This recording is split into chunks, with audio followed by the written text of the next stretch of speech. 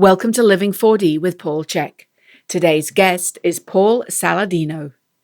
Dr. Saladino is the leading authority on the science and application of the carnivore diet.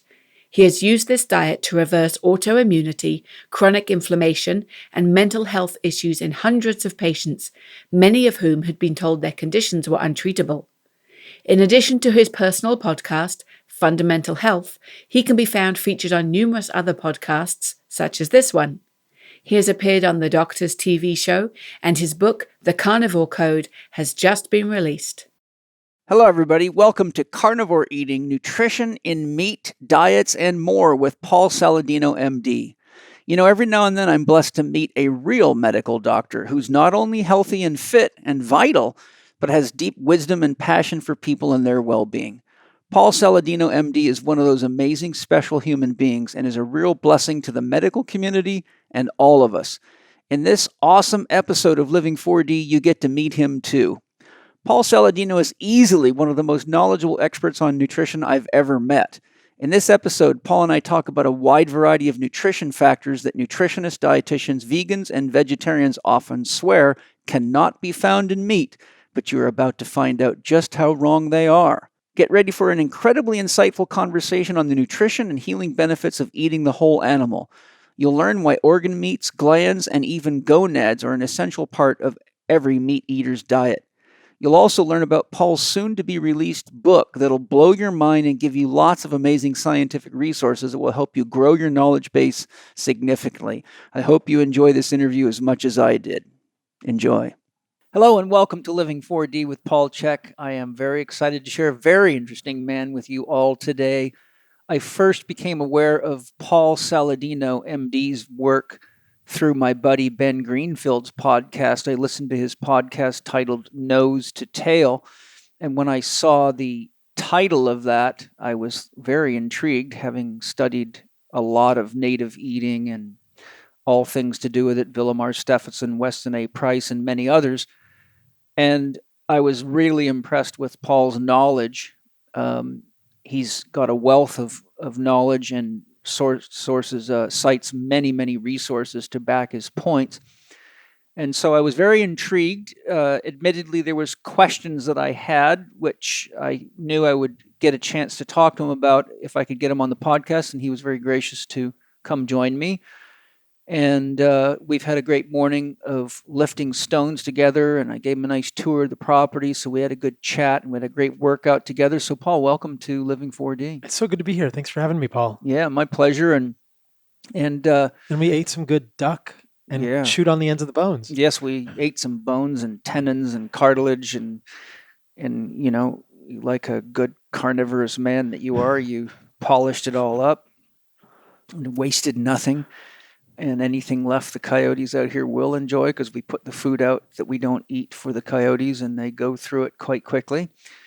So having listened to your podcast with Ben, which was quite comprehensive, and others that want more information after listening to Paul and I discuss these topics, today we're really going to talk about nose to tail eating, and really eating in general, and looking at some diet concepts and some issues of the environment and soil. So we're going to cover a variety of things, but Ben's two podcasts with Paul are quite comprehensive, especially if you like a lot of $10 words, because whenever Ben's around and the two of you match each other, you guys are equally powerful with your $10 words. But if you want to go into some of the deeper and other aspects that Ben and Paul get into, I'd highly recommend those podcasts. Paul, I'd love it if we could start off by sharing just some of your developmental background to get a sense of who Paul Saladino is. Yeah, I grew up in a family that was really loving. My mom and dad are amazing people. Awesome. My dad is an internal medicine doctor. So that's wild. I didn't know that. Yeah, so I saw medicine modeled in the house from a young age. My mom is a nurse practitioner, and I have a younger sister who's 8 years younger than me. So I think that I always kind of grew up wanting to protect her and having this role as a big brother. I was a really big brother as 8 years older than her. Right. So I had this kind of protective role with my sister and my mom and my dad. My entire family really has been so supportive throughout my whole life. So that's great. That's been my experience, is just pretty much unwavering support. And, I just, as we talked about, I've got a book coming out next month. Yes. Called The Carnivore Code. And I dedicated the book to my family. And I said, thank you all for your unwavering support, because as we'll hear, if I tell you a little bit more about my story, it's got a lot of twists and turns. And though I'm a medical doctor now, I took a lot of time off between college and medical school, did a lot of stuff that a lot of parents might look sideways at, which I'm happy to tell about. Turned out to be great adventures, but I had a lot of meanderings. And throughout all of it, my family was just incredibly supportive and open-minded. So I grew up in this tight-knit family. My mom and my dad are different people. My mom is very emotionally available. That's special. Yeah, and very emotionally communicative. My dad shows his love in other ways, and it took me a long time to kind of figure that out. That my dad was showing me his love by either gifts or certain things that he would do, but my dad was never as good at kind of hugging me and saying I love you. My mom was really good at that. So it's been an interesting thing, and in some ways, I think that many of us are reactions to our parents and our family. And, we definitely are. And I think that I'm, I love my father deeply, and, most of the book is actually dedicated to him. And in many ways, I'm a reaction to sort of his emotional limitations. He was kind of emotionally closed off for most of his life. He was a medical doctor. Yeah, I think so. Maybe your meandering was to protect you from getting too trapped into a dogma or a system of patient care, belief, and education that some deeper part of you knew might not be the best for you.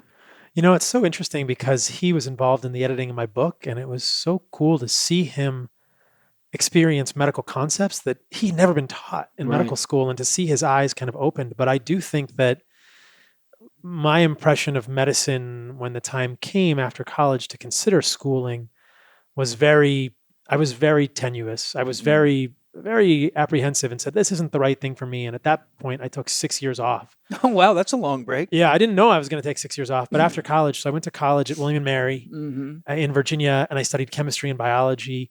I went straight from high school to college. But right after college, I went to Maine and did outdoor education with a camp up there called Chewonki, which had an organic farm on the premises. And I taught whitewater kayaking to the campers there and took them on canoe trips on the Nova Scotia River in the wilderness. And that was really what I needed after college. I was highly burnt out after majoring in chemistry and biology at William & Mary. And what I'd seen from medicine in my college years was that none of the doctors that I knew were happy. Yeah, that's pretty common. They were all kind of struggling and fighting against what appeared to me as a 20-year-old or 21-year-old was that they were fighting against the system, and something was, rankling them. And it wasn't something I was ready to dive into. It looked pretty prickly and unpleasant to me. So I took time off, and I didn't know how long the journey was going to be. I thought that I was never going to go back to graduate school, but I had 6 years. And in that 6 years, I was in Maine. I was in Southern California doing outdoor education. I had 2 forays to New Zealand, one of them in the winter, one of them in the summer. And then I got excited about the Pacific Crest Trail, which goes from Mexico to Canada, and hiked that whole thing one summer with a friend, and then started skiing and being in the mountains, and really fell in love with the wilderness more and more. The time after college was just a love affair with wilderness and wild places. I got to live some amazing places, and it was a fantastic time in my life. I didn't have a lot of debt from college because I went to a public university. Oh, great. And that's rare. Yeah. And so I was pretty free. I could wait tables and live in Jackson Hole and live in Utah. And I lived at Alta, Utah, and Jackson Hole and Bend, Oregon, and Telluride, Colorado. And I got to be in these magical places that are pretty close to wilderness. I mean, there were moose in our front yard in Jackson, and there's moose on the ski area. And I think that doing skiing, as I progressed in skiing and I got better at it and I got into the backcountry, there was a lot of wild out there that I came face to face with. And that changed me as a person in some really cool ways. And just, I think that it also created within me this deep sense of gratitude and happiness. I'm so fortunate to have had the experiences I've had. My cup is so full my cup even then was so full after those 6 years of full adventure. I was so full with life that I think that continues to fuel me today. And I've always tried, since that time I returned to graduate school twice, which we can talk about, but I think that experience and those experiences being in the wilderness meant so much to me and provided so much fuel for everything I'm doing now, and has informed a lot of the things I've done now, and challenged me to think outside of the box, because I wasn't thrust immediately into medical school and medical training. I had 6 years to just be out in the wilderness and on top of mountains and falling off of cornices and, getting caught in avalanches. Thank God I'm still alive. Yes. And, being in New Zealand, getting swept down flooded rivers and things that made me into a different person, and things that gave me such incredible connection with the natural world that are irreplaceable. Yeah. Well, as you know, I do a lot of stone lifting and have done for a long time. And I've taught a lot of famous athletes and people to lift stones. And one of the things I noticed right away with you is that you were very present, and you didn't do what most of them do, which is rush and try to force things. And the only other medical doctor that I've worked with that paralleled that was my buddy Nathan Riley, who's the best OBGYN I've ever met, who I want to connect you with. So, I study human beings a lot, and I didn't know that about you, but that explains your sort of natural presence and ability to not rush or force things, which is really great to see. I mean, usually when I've got people out there, I have to watch them very carefully, because as you found out, it can be quite dangerous. And people are just like, they're in a hurry all the time, and they just don't have any presence, and you got to be careful, or they'll be broken bones and fingers and toes and everything else out there. So, I'm saying that development for you seems to have anchored you in your center. And I think that's amazing. And for a medical doctor to have that is so critical, because if you're not in your center, then you're never really present with the patient. And so it makes for poor medicine, poor care. Yeah, I agree. And that eventually, if we fast forward to medical school, or I'll back up a moment. So after those 6 years in college, after those 6 years after college, I eventually kind of got the bug, and I thought, I like science. I like biology. I like medicine. I'm going to go back. The original thought after college was, all these doctors are unhealthy, my father included, unfortunately, and unhappy. I'm not going to do that. And after 6 years in the wilderness and adventuring, I thought, I want to do medicine. So the first thing I did was I went to PA school. I became a physician assistant. And then I practiced in cardiology for 4 years. And what I pretty much immediately realized was that I was unhappy.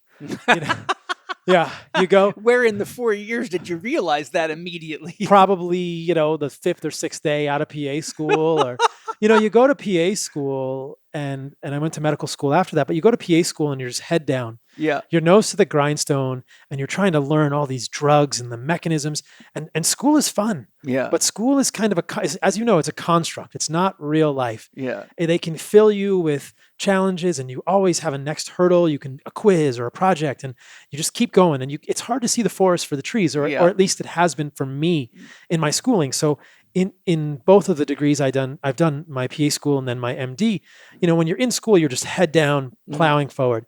And when I got out of school, it was just like the landscape changed.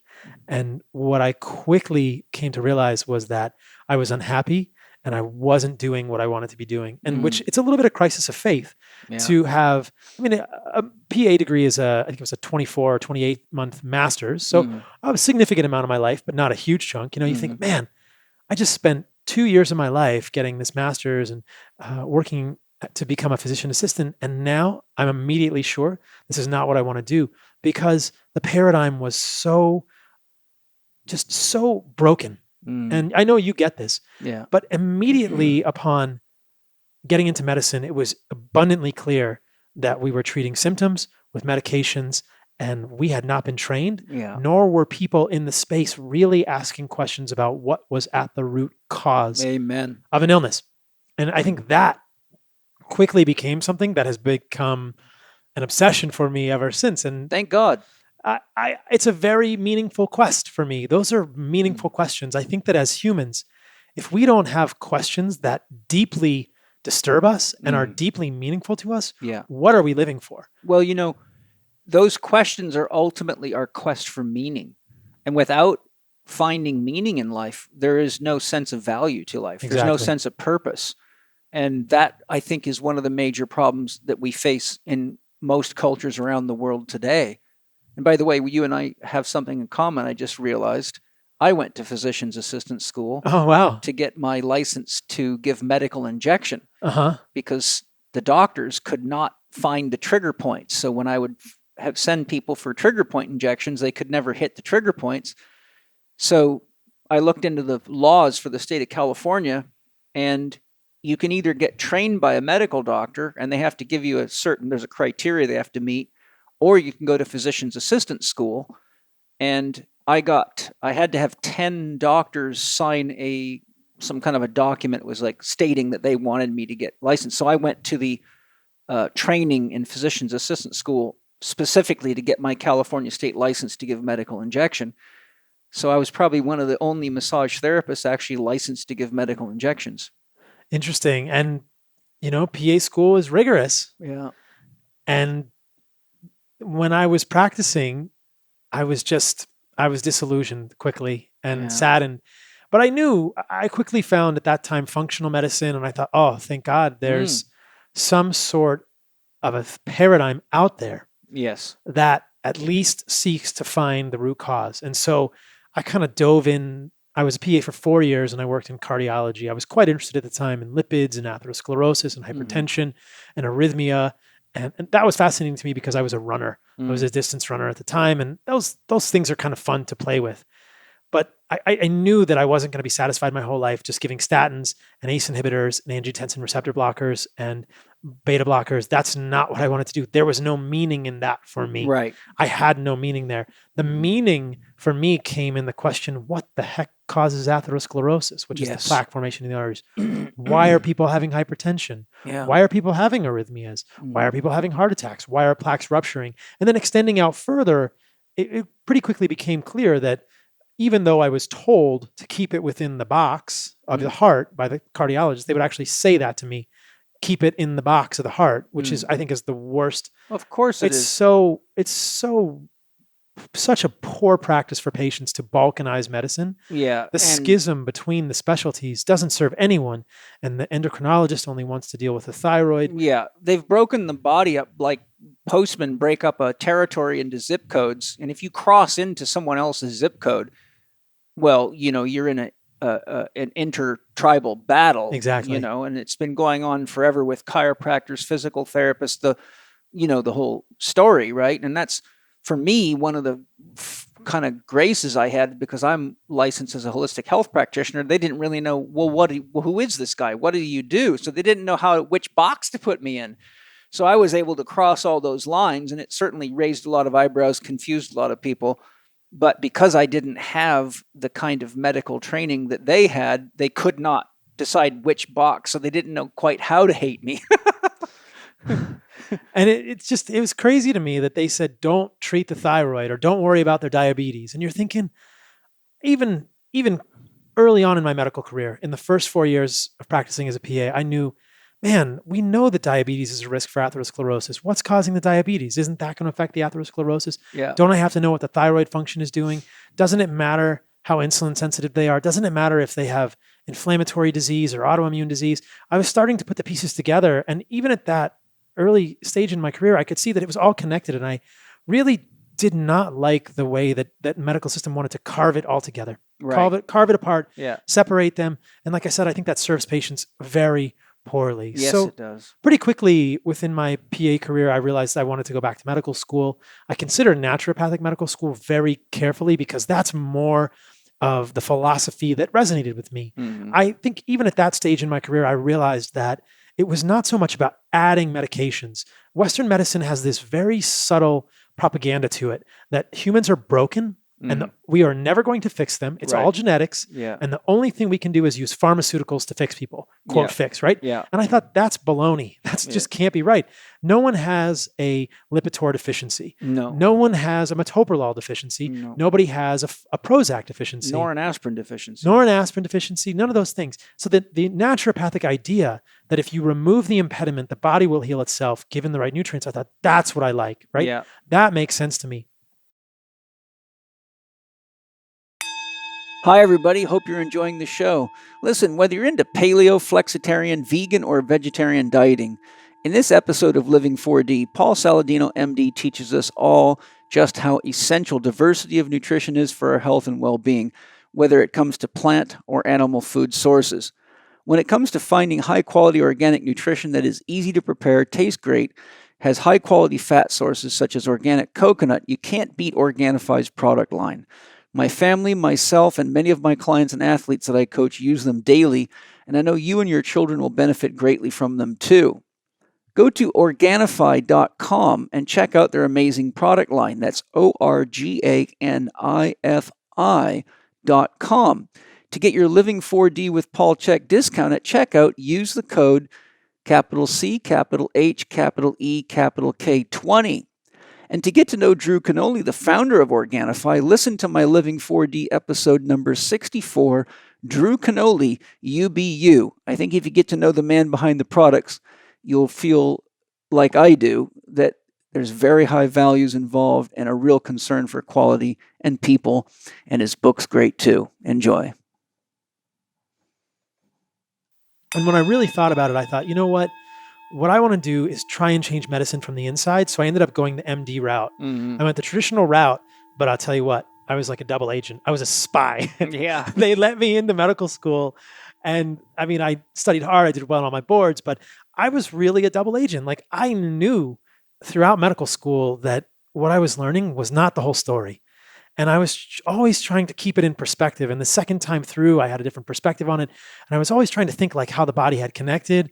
And as you and I kind of joked about, like, you know, I really feel like I got through school as a spy, you know, like I'm infiltrated, I'm a spy. And I'm sure there are people in the medical profession who, you know, wish that I weren't a doctor because I have the credential now and I can say, hey, your medical system is really messing up. It's really lacking. But generally, they don't want people like me. And this is sort of controversial to say. No. They don't want people like me in medical school. They don't want people who are going to step outside of the boundaries, which I find quite ironic because one of the truisms that's shared with us in medical school is that, I forget the actual number, 50%, 60%, of what we learn in medical school is false and will be overturned in the next 5 to 10 years after you finish. That was told to us. And that's a scientific fact. Right. Meaning science is always, if it's in pursuit of the truth, which it's supposed to be, then every time we have new technologies, we develop better experience, we gain more knowledge on the subject matter, we design better experiments, and lo and behold, we find out yesterday's truth is no longer today's truth. And quite frankly, that was running through my mind a lot when I heard you citing research while you were talking to Ben, and that, you know, will come up later. But because, you know, I've been in this profession for 36 years, I've watched a lot of scientific truths come and go. And so, you know, a thought that I had earlier while you were talking is I tell my patients and my students, never ask your doctor what you should take. Ask your doctor what you should take away. I couldn't agree more. Because most of what ails people is stuff that they're consuming that is screwing them up. And adding more drugs to a screwed up diet and lifestyle is only just going to create the illusion you're feeling better because of symptom modification, but you're actually magnifying toxicity, you're magnifying imbalances. But unfortunately, that just makes the medical system more profitable. It's, as you know, a disease maintenance system, not a healthcare system. Totally agree. And I've heard you speak on other podcasts about the problems with supplements as well. And I would often put them, unless they're very carefully crafted, into the category of processed food and pharmaceuticals. And yes, often those make people worse as well. So it's about taking things away. And I keep coming back to that idea, and we can talk about this later. I don't think people are sick because they have a quercetin deficiency or because they have a curcumin deficiency. And that gets into some other stuff that's foreshadowing. But certainly they're not sick because they have a metoprolol deficiency or a Lipitor deficiency. Yeah. Nobody has a heart attack because they don't have enough Crestor in their body. Yeah. And we need to understand what is causing the thing. And that was what I became obsessed about. That's why I went to medical school. And, you know, I kind of kept my head down. I did really well in medical school. And you actually touched on this point earlier. When it came time to pick a residency, I really struggled, and I thought, what makes me feel most human? Or at least I knew that the specialty that made me feel most human was psychiatry. And so many people kind of look at me and they think, man, how did you get into psychiatry? And I think, you know, because I wanted to stay human. My dad is an internist, and I knew that internal medicine residency, my impression from my rotations, I mean, I loved internal medicine residency, and it felt very soul stripping for me. And I think many physicians who have either been who are internists, have done internal medicine residencies, or have trained in internal medicine and done rotations will know this. It's pedantic, it's overly academic, and it treats patients as diseases. I'm not saying and objects. Exactly. Not across the board. My dad is a fantastic gentleman. He's an internist, but that felt like the undertow, Yeah. The tide was pulling me toward that. And when I was on my psychiatry rotations, I thought, man, this is cool. I get to hear somebody's story and their passion. And when somebody's tried to kill themselves or they're, catatonically depressed, you think, wow, that's like a human connection. That is like a really interesting thing. There's so much story there. And for me, psychiatry was the foundation. And I think probably, everything builds on psychiatry. That's not the way Western medicine sees it, but No. everything, and I believe this is definitely the way you practice. Yeah. Everything builds on a human's story. Totally. And we can't heal a person physically until we understand their story. Where I have gone from that is into the biology and the biochemistry and sort of the interconnectedness of systems. And I don't really practice technically as a psychiatrist anymore, but I'll tell you what, people who want to invalidate my credentials love to call me a psychiatrist with what I'm doing now, insinuating what would a psychiatrist know about diet, which I think is one of the most absurd things anyone could ever say. Oh, I've had that a million times, but I don't have a medical license. I'm really predominantly self-trained. Of course, I've done a lot of different trainings, and I won't bore people with that. But you brought up a point there about our story, and Carl Jung, as you know, was a psychiatrist. And when Jung spoke about analyzing patients, he had a very important comment. He said, whenever I meet a person in a crisis, a health crisis, I always ask them, what is your unmet task? He said, usually when people get clear on what their unmet task is, which could be being honest in your relationship, getting a divorce when you know your relationship's not going to work out, changing your job when you're not happy, settling difficulties within the family instead of pushing them under the table, being honest about the fact that you're overeating or whatever your story is, right? So Jung really showed that as a psychiatrist, his job was to help find the unmet task and guide people to how to meet that, because that's where their energy was blocked. That's where their emotions were trapped. Steiner, who trained medical doctors all over the world in anthroposophic medicine, said, if you really want to help a person heal, you must help them identify their secret story. And what Steiner was talking about is the story they keep telling themselves on the inside of themselves that isn't congruent with reality. And that's the human connection that medicine has largely lost. And I'm grateful to meet a psychiatrist who hasn't lost his mind becoming a doctor. Yeah. And I don't even really consider myself a psychiatrist. I consider myself a doctor because, as we said, I don't think specialties are good for medicine. Yeah. I think I'm a human who wants to be a part of helping people heal, I'm more of a healer. What is even a doctor? I'm just somebody that feels called to that. Yeah. And you and I spoke about this earlier when we were kind of looking around and looking at your books. You mentioned this, that until you can understand where someone is coming from, how can you understand the health behaviors that have led them to become unwell? Right. And you can't change them. And so that's a big part of it too. I see people, and this was always a fascinating thing for me when I was a PA. Why are people making bad food decisions? And we can get into this as well later in the podcast, but I think that some of the choices people need to make to be healthier in their life are very simple. And some of them are complicated and some of them are nuanced. And that's part of my message, that some of the things we've been told about plants may be premature or maybe wrong, and I'm calling them into question. And many of the narratives around the harms of animal foods, I'm calling into question. But some of the basic things around food are pretty intuitive. Don't eat processed food. Yeah. But yet people continue to do it. And so where is that coming from? And I love that you said that about Jung, because I think that it's a lot of unmet tasks. It is. I think there's a lot of people who are suffering deeply because they've not been able to pursue their passion. There's a lot of unmet tasks in the world. Yeah. And one of the ways that, unfortunately, food manufacturers have realized they can capitalize on that pain and suffering is by giving them drug food. Yeah. And that to me is exactly what it is. It's a quote opiate food. It's a food opiate system. It's a food pharmaceutical system that makes people forget for a moment that there's an unmet task in their heart, and that's a big deal. So that's a huge part of it. And I like that it started with that. Mm-hmm. And then what I also realized was that the medications in psychiatry were generally not helping people. No. Sometimes they can have an effect, but again, they're not treating the root cause. Depression, anxiety, bipolar, schizophrenia, these are more than neurotransmitter imbalances. Well, I want to interject there. There's another element of it that you already handled therapeutically for yourself by taking a break after college and getting off into nature. Now they have a diagnosis called nature deficit disorder. And I have a book written by the psychologists in New York who actually identified it and created the label. And they found that kids with attention deficit, hyperactivity disorders, and a variety of other ones would heal naturally if they took them on a field trip and just let them run around and play in the woods for, I think it was, they each, once a week, they would take them out and give them a few hours. They didn't have any set agenda. They just let them run on the trails and play in the forest. And they found that was far more effective than any of the medicines that were out there. And so I think a lot of what we're really dealing with in healthcare and medicine is a nature deficit, a disconnection from what we really are. And it's interesting. Like, you're here at my Heaven House when I work with a lot of, top executives and very successful people from all over the world that have been stuck behind a computer, living in airplanes and corporate boardrooms. And they get out here and they see a deer come to the window, or a coyote or a bobcat or the hawks, and they're just in awe. And they go out and do Tai Chi with me and they breathe the fresh air.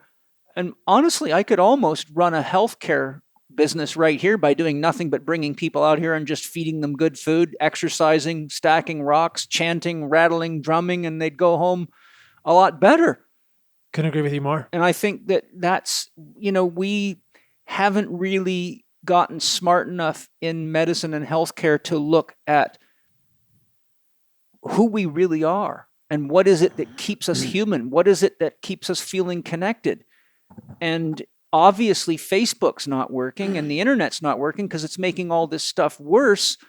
Why? Because you're engaging with unnatural technologies that aren't bringing us the kind of connection that we get from being in nature, in touch with our roots. And shaman have been aware of this for a very long time. It's junk food connection. Yeah. Just like you have junk food, you have processed food that we're putting in our bodies. We have processed food connection on Instagram and Facebook. It's fake connection. It's not a real human connection. Yes. And the same, I think we're trying to simulate nature now. We're trying to make nature into processed food, whether it's, I don't even know, fake nature experiences, or, some restaurants in La Jolla I go to have fake trees in the restaurant. Yeah. They're made of plastic. And you think, my God, we're so separated from those things. I just got back from a hunting trip that I was mentioning to you, and it was, it's the same kind of thing, the nature immersion. I would bathe in a creek. I drank water out of the creek after I filtered it. I was in the fresh air. I was having sun on my whole body. I could sunbathe naked. I was hunting animals and then thankfully harvesting them, killing them, being so connected to the harvest of that animal, and then eating the animal and being totally in the animal up to my elbows as I'm gutting it. And I think that the interaction of humans with nature it happens on so many levels. It happens at sort of a spiritual level, a mental level. We know the Shinrin-yoku changes all of our physiology, the parasympathetic reaction. And I think also there's a physiologic level to it as well. My microbiota was changed by moving rocks with you. Absolutely. There's dirt that I'm inhaling. I had things on my hands. And there's fascinating studies about the microbiota of people who use dishwashers relative to people who wash dishes by hands. And the people who wash dishes by hands tend to have a more diverse microbiome. Interesting. One of the things that's been touted, and this is skipping ahead, a little more foreshadowing, is that we need plant fiber to have a diverse microbiome. Yes, yeah. And I think this is completely false. I think what people are missing, and that assertion is based on observational studies of indigenous people relative to urbanites. And they're saying, well, indigenous people eat tons of plant fiber and urbanites eat less, right? Well, this is the problem with epidemiology, is that correlation is never causation. I think that when we actually look at the interventional studies regarding fiber and alpha diversity of the microbiome, what we see is that fiber interventions don't change alpha diversity, but going in the wilderness does. What's alpha diversity? Alpha diversity is an ecological term that has to do with the number of species in a given ecosystem. So it's a term that gets thrown around a lot with regard to gut health and the GI microbiome. And so a higher alpha diversity means that we have more species of bacteria, fungi, and other organisms in our gut. And what we know is that people who have metabolic syndrome, people who have inflammation, tend to have lower diversity in the gut. Yes. And the question is, is it the lower diversity that caused it, or is there inflammation and diabetes and insulin resistance causing lower diversity? But what we generally know is that lower alpha diversity, which is just sort of a zoological term, is a bad thing. Well, how do we get a high alpha diversity? If we look at the interventional literature with plant fiber, that doesn't increase alpha diversity, and removal of plant fiber doesn't decrease alpha diversity. There's actually a study that was done with a fully carnivorous diet, and there was no change in alpha diversity in that group relative to a plant group. What does improve alpha diversity is touching animals, touching your dog, being in nature. It enhances the immune system. Yes, getting dirt, breathing natural air, drinking water that's from a spring.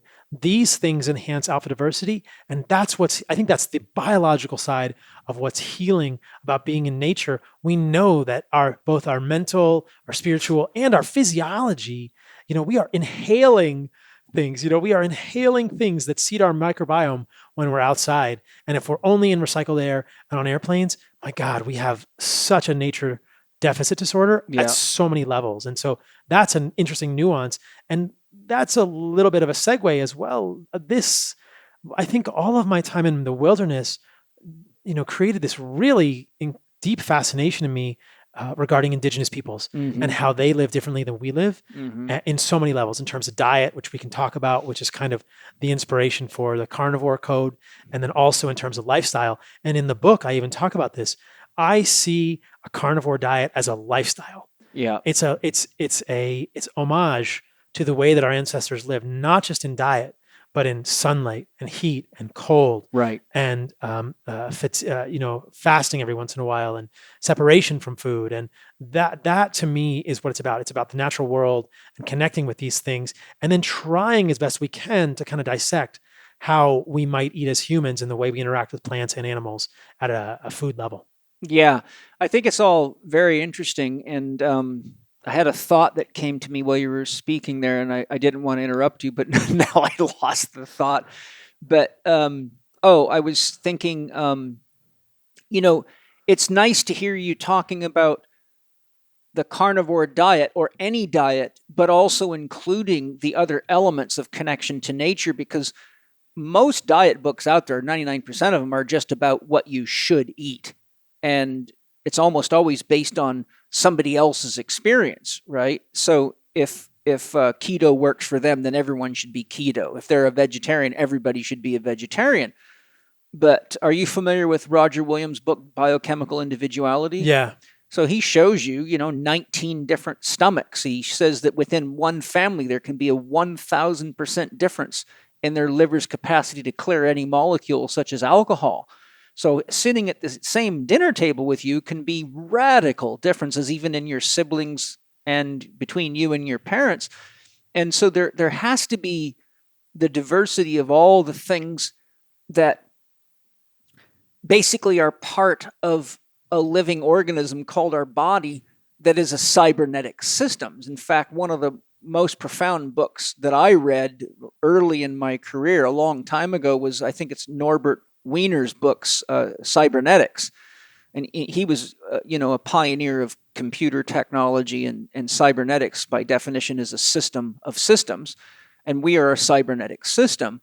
But people keep looking at diet as though it's somehow all-inclusive, and they don't think about the mind, or your sex life, or your creativity, or your belief systems, or what you're doing at work, or what you're breathing, or whether you're getting enough exercise. Light. And so all these key factors. My research into the issues of digestive challenges showed that today most people are hydrochloric acid deficient and enzyme deficient in general by about 30 to 35 years of age. When our hydrochloric acid and digestive enzyme production diminishes, we have a much harder time digesting flesh foods and fiber in plant foods.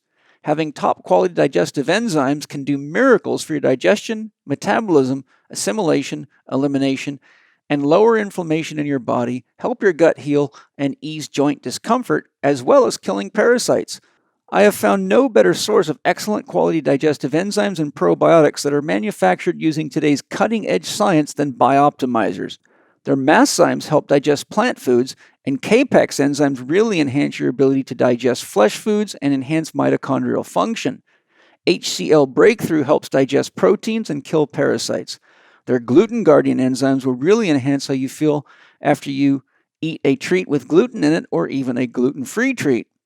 Bioptimizer's products enhance how much energy you have and make eating much more enjoyable.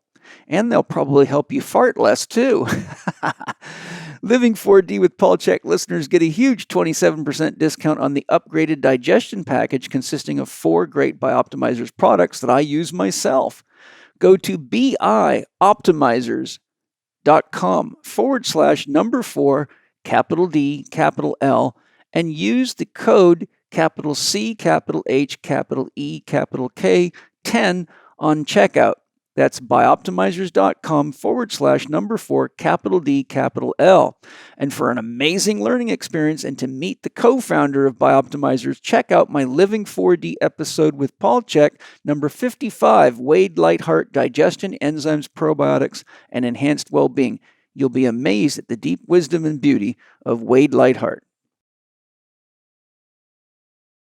So let's talk now about how you really got into the, well, first of all, if you had to summarize your diet philosophy in general, not just yours as a person, but yours as a doctor. I mean, I kind of already know the answer, but I'll ask it for the listeners. Do you want to put everybody on a nose-to-tail diet as a doctor, or do you have more diversity in your approach based on individual needs? There's definitely diversity based on individual needs, and we can dig into that. Can I just say cybernetic organism? Because I love when you said that. I just want to say it like Arnold. Yeah. I'm a cybernetic organism. You- Anyway, That's all right. I just had to get it in. It's the truth. Cybernetic organism. We love truth, yeah. We love the truth. Yeah, I think there's a lot of individuality in what people can eat to be most healthy. And this has been a humbling thing for me. Mm-hmm. And it's been part of a learning experience, and we're all still learning. But one of the hypotheses that I espouse, and I'm open to the fact this could be wrong, is that, I think that we could also imagine a carnivorous diet to be foundational for most humans. Mm-hmm. And the biochemical individuality layering on top of that in terms of which plants people can tolerate. Mm-hmm. And so perhaps I'm wrong with that, but that's been one of my sort of hypotheses in the past, that based on what I've learned about human evolution and anthropology, and we can dig into this, there was a time in our evolution around 2 million years ago when Homo erectus showed up that the human brain size got a lot bigger, a lot faster. Yes, yeah. There's a graph in my book. Which is often attributed to grains. Which is completely silly. The vegetarians Right. and that group, they all tie that right to plant consumption. Except fire didn't come along for another 1.5 million years. And yeah, it's totally crazy to suggest that. But what's interesting is if you look at the anthropologic record, and again, this is all conjecture, one group can say one thing, one group can say another.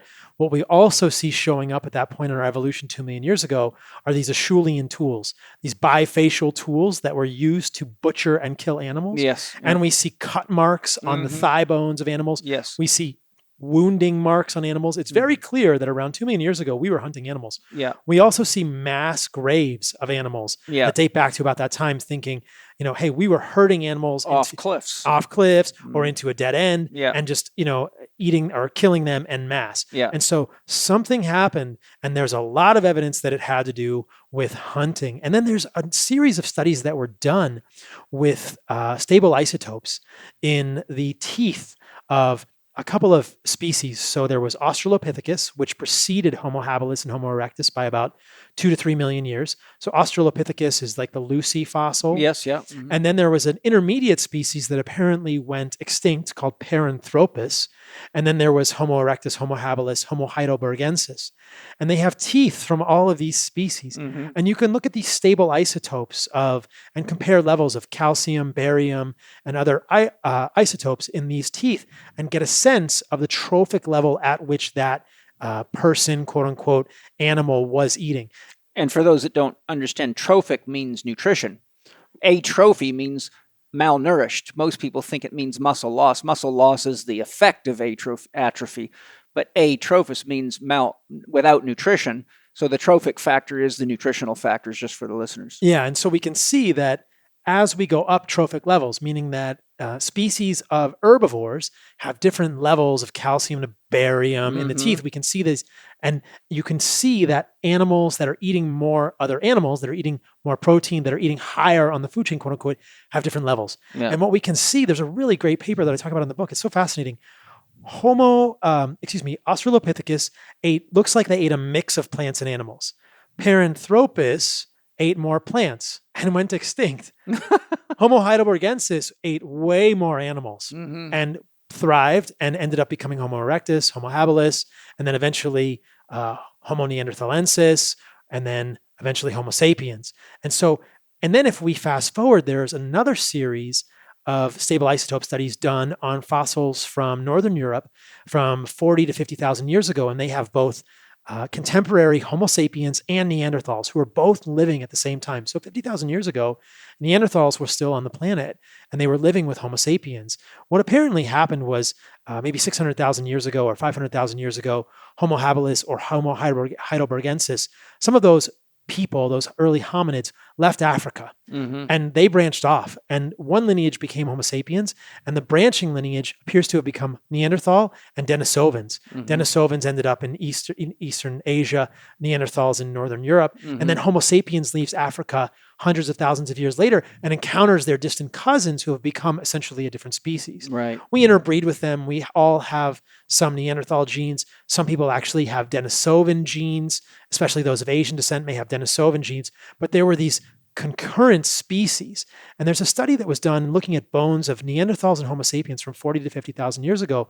And what we see is kind of the same thing. So now they're looking at long bones rather than teeth, but we can do the same analysis and look at stable nitrogen, carbon, and sulfur isotopes in the bone. And again, both Neanderthal and Homo sapiens very high on the trophic level. In fact, higher than known carnivores, like hyenas. So we were either eating bigger animals, which is very probable, and more of them. So we can't completely reconstruct the diet of our ancestors, but there's a lot of evidence to suggest that we were eating a lot of meat and that meat was a key factor in this sort of spark, this real change in our brain. And it makes total sense to you and I from a nutritional perspective. Unique nutrients found in meat, essential fatty acids, calories, creatine, the things that our brain needs to make ATP. These are all present in meat and they're not present in animal foods. So this idea that, and I advance this premise in the book, eating meat made us human. This was a key part of our evolution. I just want to interject too, because I think a lot of people might be getting misled because of the repeated use of the word meat, but they were eating the whole animal. Exactly. I mean, I know you know that, and I know enough about your philosophy, but in our culture, as you know, most people think meat is steak or chicken breast, usually white, or we're dumb enough to take the yolks out of eggs, right? So, I mean, how fucked up can you get? Excuse me if you do that, but now's your chance to know that's not a good idea, and you shouldn't even eat eggs unless they're really high quality to begin with, like all food. But the point that I want to kind of, so the listener knows, should they not listen to the whole podcast, God forbid, that would be a sin. Don't go away, guys. But that when you're talking about meat, you are talking about eyes, brains, bones, cartilage, tendons, ligaments, kidneys, livers, stomachs, small intestine, pretty much, as you say, nose to tail. There's not much left but the inedible aspects of the bones and the teeth and the hard stuff. which are pretty limited. I mean, you can eat, there's a lot on a carcass. Yes, exactly. Thank you for that clarification. If we look at the way that indigenous people today eat animals, it's nose to tail. They're not going to waste anything. No. And you and I both know, we had lunch earlier and we were both crunching on the ends of the chicken bones and remarking sort of how enjoyable that was. And, within carnivore circles, I think that colloquially people say that's a diet where you just eat meat, quote unquote. That's right. And when you were talking about, I didn't want to let the cat out of the bag. Are you familiar with the story of Weston A. Price when he got asked to consult to the Detroit Zoo? Oh, very familiar. Right. So they were feeding the lions steaks because they thought they had to feed these prize animals, but it was making them sick. And the first thing he said is you need to feed them organ meats. The animal eats the animal from the inside out. And sadly, I recently had, shall we say, a painful review of how nature works. Angie's dog, she had a pug, got eaten by a coyote. And I got there just after the coyote got scared away by the neighbor. No. And our dog had been eaten from the inside out. They didn't touch anything. They ate everything out of the inside of her body. The abdomen. They ate it first. They split the gut right open and ate the viscera out. She was literally gutted, and nothing else had been touched. And I've heard of this same thing. I have a friend in Seattle, Mike Mutzel, and he has chickens. And when the raccoons will come and kill the chickens, they will eviscerate them in the same way. Yeah. And this is often the way that we observe lions and other animals in the wild to eat animals, is they'll eat the guts first.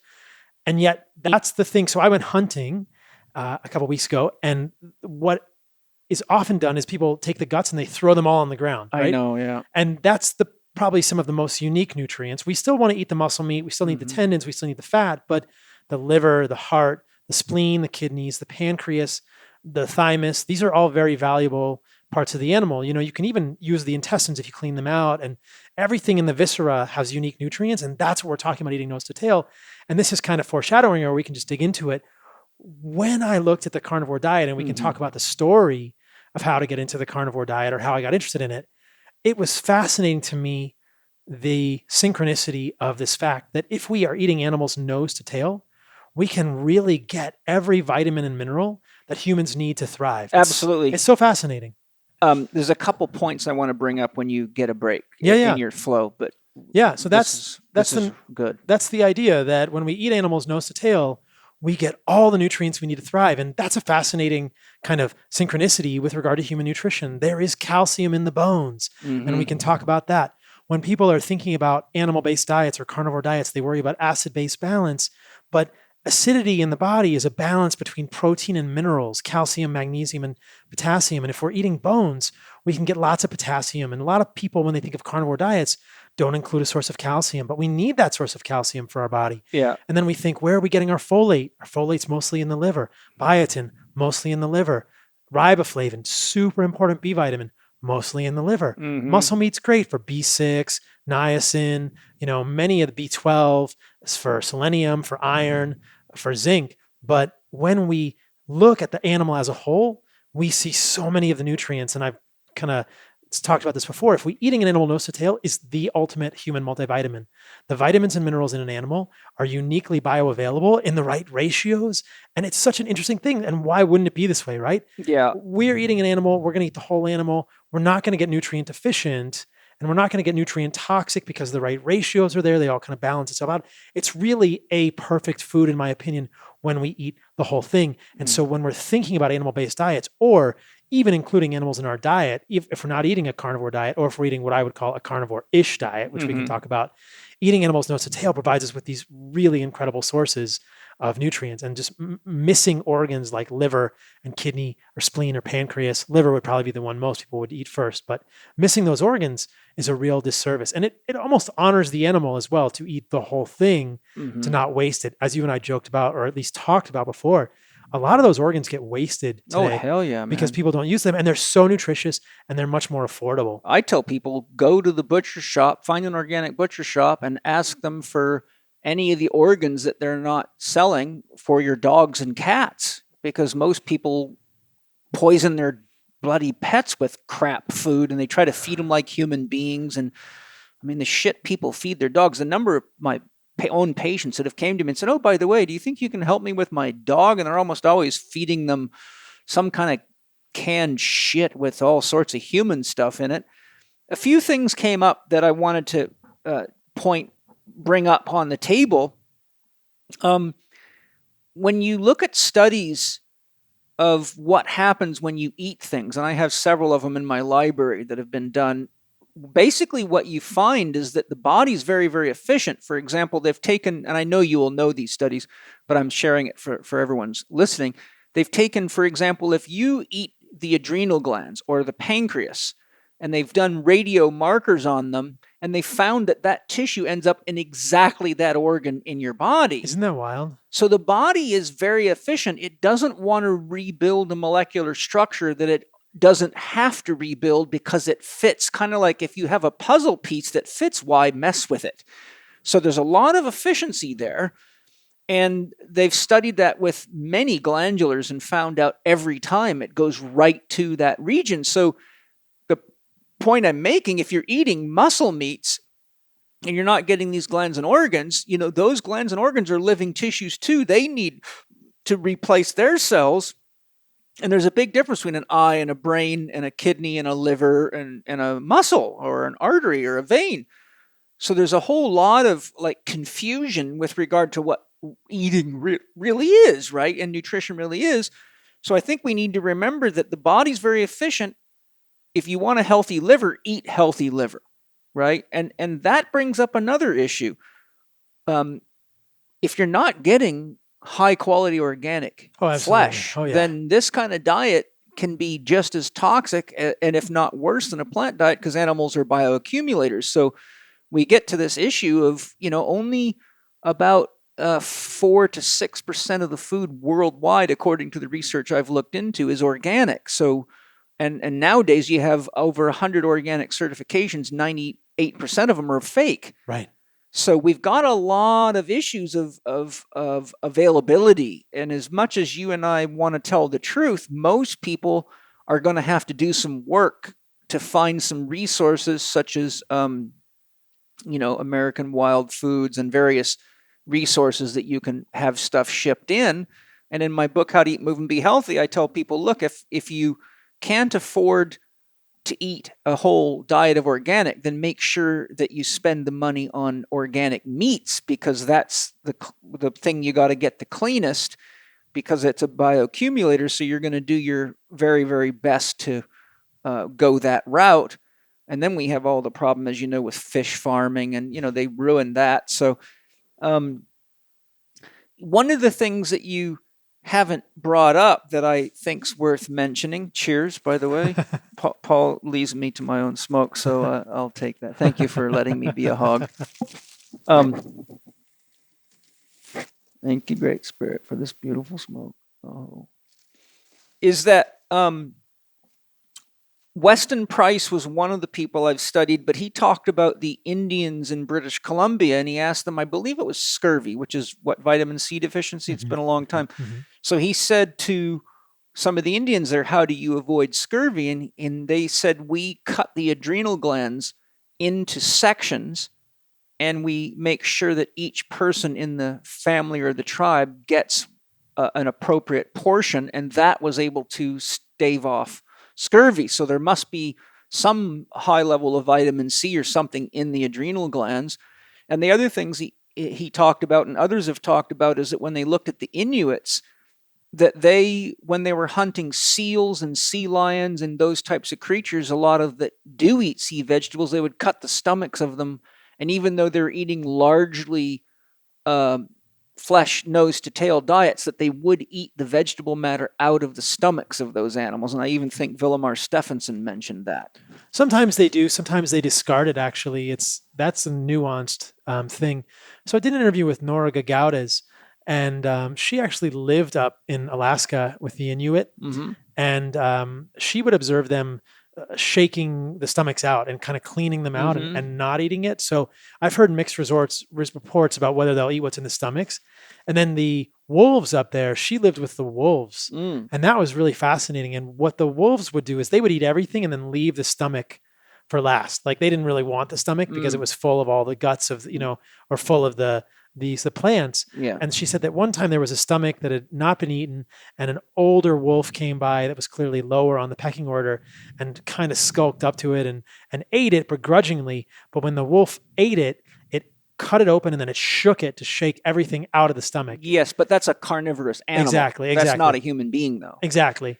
And so who knows? I think that I've heard of people eating stuff out of the stomachs, and sometimes they do, and sometimes they discard it. They'll clean it out. And so I don't know. But going back to some of your previous points, I want to highlight that when I'm thinking about things from a nutritional perspective, I accept fully that I'm only working within a framework of what I know from medical school. Yes. Which is quite limited. I know all the B vitamins and all the fat soluble vitamins and all the minerals, but you touch on this point, which I think is perhaps even more profound, which is, what about the parts of the animal that we don't even know about? What about the nutrients in animals that we don't even know about? Well, I think that's a big, important area of research. And I think the more we look into, see, we have two things to look into: the nutrition in animal and the toxicity that we're producing by farming and raising the animals. Because the problem is you eat this liver of a sick animal or the kidneys of a sick animal, and you're going to get very toxic eating that stuff. Yes. And and the other flip side is the kidneys. What if the kidney has a nutrient that's unique to kidneys? Right? Exactly. And that's one of the reasons to eat nose to tail. And this gets into, it can sound like a little bit of voodoo, but I think it's a good argument to eat nose to tail.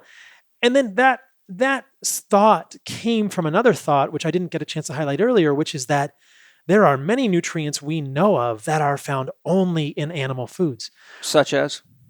Creatine, carnitine, choline, carnosine, taurine, on and on, B12. And these are key fundamental nutrients for humans to be healthy. These are some of the most important nutrients. Vitamin K2, the menaquinone family, only found in animal foods. There are some menaquinones, MK4, found in fermented plants. But in terms of the longer chain menaquinones, MK7, MK11, MK10, generally only found in animal foods. Can you give us a quick review of what each of those nutrients does? Yes. So carnitine. Let's start with creatine. We know creatine because every bodybuilder and weightlifters poison themselves with it. Right. But so creatine, there's about 5 grams of creatine in a pound of muscle meat. Right. And there's really no creatine in plant foods at all. Yeah. And so earlier in this podcast, I talked about how we can get all the vitamins and minerals we need to function optimally as a human. And I'm happy to go down the vitamin C rabbit hole from animals. Mm-hmm. And what I wanted to add to that is if we get plus many of these magical, quote, animal nutrients that are not found in plant foods. So animal foods are really incredible for humans. So creatine, it's part of the phosphocreatine system, the phosphagen system. It stores a phosphate to donate to ATP during times of anaerobic respiration. Thus for weightlifting and athletics. Sprinting, athletics, but also for any process that requires ATP in the body, such as thinking in the brain. Mm-hmm. And we can make some creatine as part of the methylation process. So people may be familiar with methylation cycle.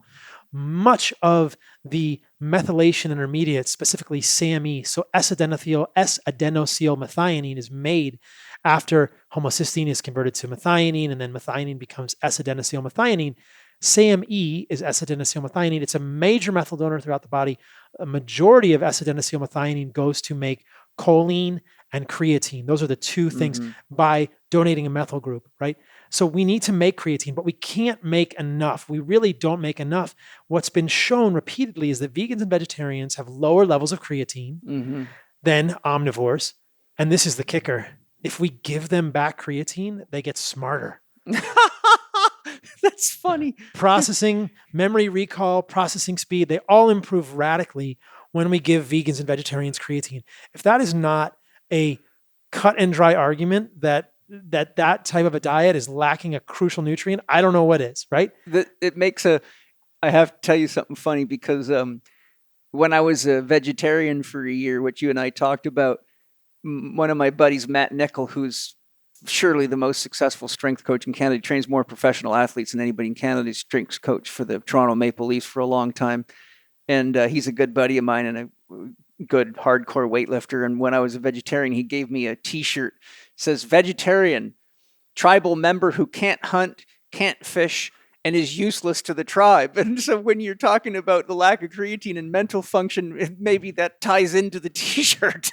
I wore it with pride because, my exploration in vegetarianism, as I shared with you, is so I could do an honest exploration and talk about it from legitimate experience instead of just being a typical academic talking head. And Jung said intellectualism is a common cover-up for fear of direct experience. And there's one thing I've never wanted to do is fall into the camp of an intellectual. And most people that have opinions for or against any diet or anything in life are intellectuals. They don't really know what they're talking about. It's just swapping one idea against another idea, but they really don't know what they're talking about. It's like someone who's telling you what surgical technique is better when they've got no training in surgery. And as you and I talked about, I actually had a vegan phase. Yes. I was a raw vegan for 7 months about 15 years ago and lost a lot of weight and had my own health issues. But yeah, so I've been down that road too. So that's creatine. And basically a pound of meat a day will give us 5 grams. We will eventually saturate our stores of creatine and we will just pee out the rest. But or you'll get real swollen because I tested it. If you get too much. Yeah, because I at the time I tested creatine because I had so many athletes wanting to use it. So my approach is test everything first so you have some knowledge of it. But I kept bringing the dose of creatine up. And then I found that I was losing muscle definition. I was holding a lot of water. It was almost like my body was becoming toxic. And I noticed that I was actually starting to get a little bit mentally lethargic, which may have been my detox pathways being overloaded. Yes, because when you take creatine, that is a it is a methylation product. It frees up more methylation reactions. It can cause some changes, but most people don't need more than 5 to 10 grams of creatine a day. Again, that's 1 to 2 pounds of muscle meat a day will give you 5 to 10 grams of creatine. Yeah. A lot of creatine loading protocols are 20 grams, and they're meant to be done over 5 days to saturate your muscles. But taking 20 grams of creatine a day, long-term, I'm not familiar with any ergogenic performance benefits from that. But just what we know is that if we're missing it, we're subpar. Yeah. So if people are not eating a pound of muscle meat per day, they may not be getting enough creatine, and that could be affecting their performance negatively. That's a fair bit of meat for a lot of sedentary people, though, don't you think? Well, it depends on the quality of the meat, I would say, and the sources, especially if we're thinking, I don't know. I don't think of that as a large amount of meat because... Well, you live on a nose-to-tail diet, so you aren't eating other things. Yes. So that a pound of meat isn't a lot. That would be a pound of food for you. Yeah. I think in terms of protein, I'm an advocate for people getting enough protein, but not too much protein. Yeah.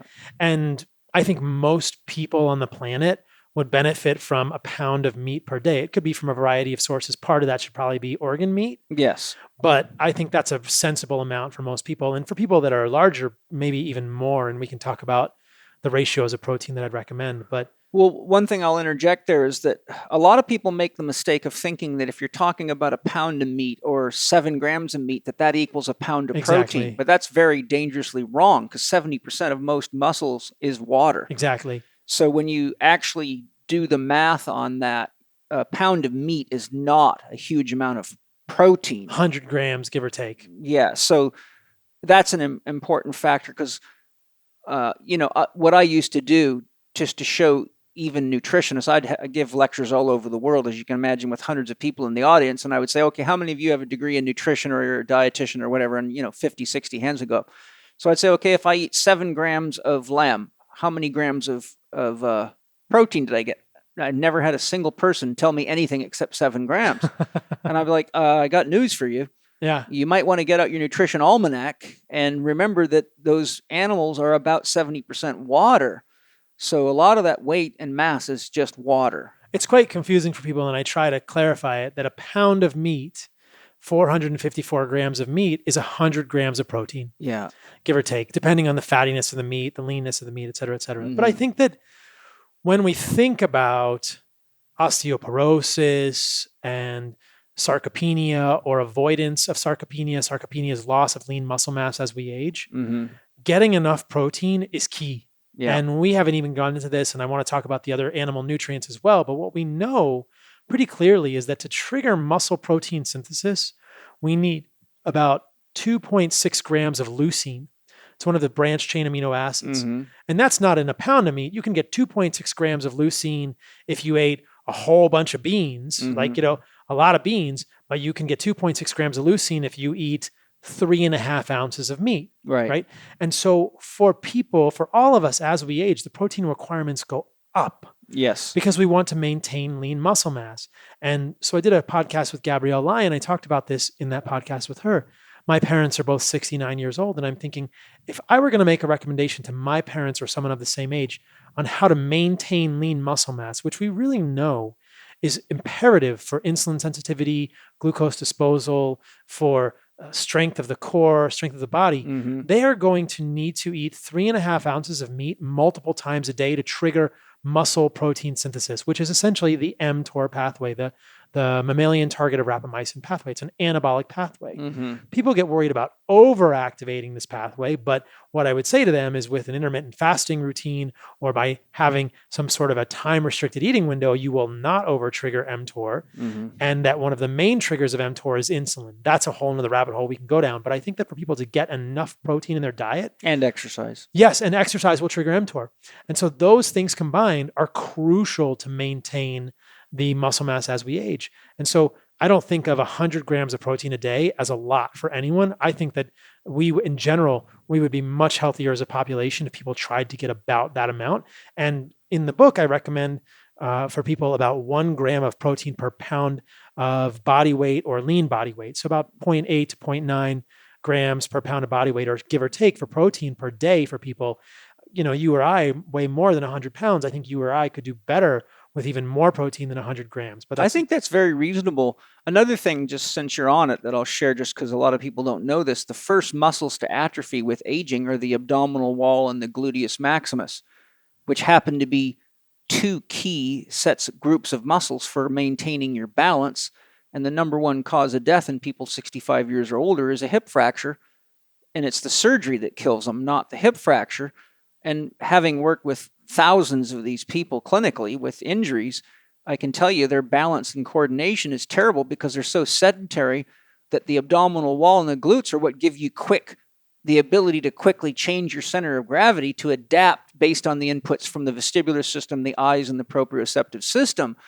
So not only do you need to eat enough protein to maintain your muscle mass, but you got to do enough activity with enough dynamic movement to keep your core and your butt muscles active, or you cannot adjust your balance quick enough to respond to things like a slippery step or stepping on something. Yeah. And so those 2 factors, eating well and getting adequate exercise, which is one of the reasons I think the Swiss ball is so excellent for people, because your center of gravity is constantly moving. So your stabilizer system, your postural system, and your fast twitch dominant muscles, your phasic muscle system, has to be involved.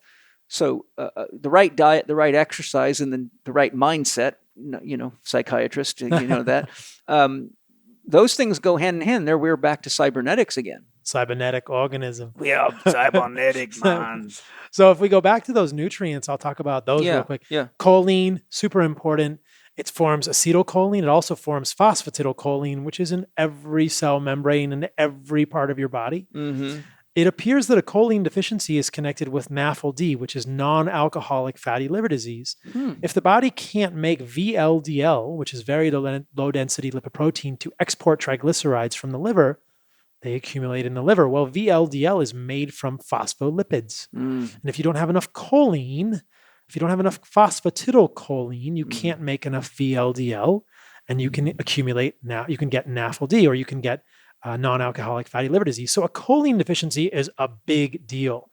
Really only found in any appreciable quantities in animal foods. There's a little bit in broccoli, but to get anywhere near the RDA, you'd have to eat over a pound of broccoli to get the RDA for choline. And as I mentioned earlier briefly, in a subtle manner, many of the nutrients in plant foods are less bioavailable than they are in animal foods. And isn't broccoli a goitrogen? Broccoli is a strong goitrogen. Yeah. Yeah, absolutely. All the brassica vegetables are quite goitrogenic.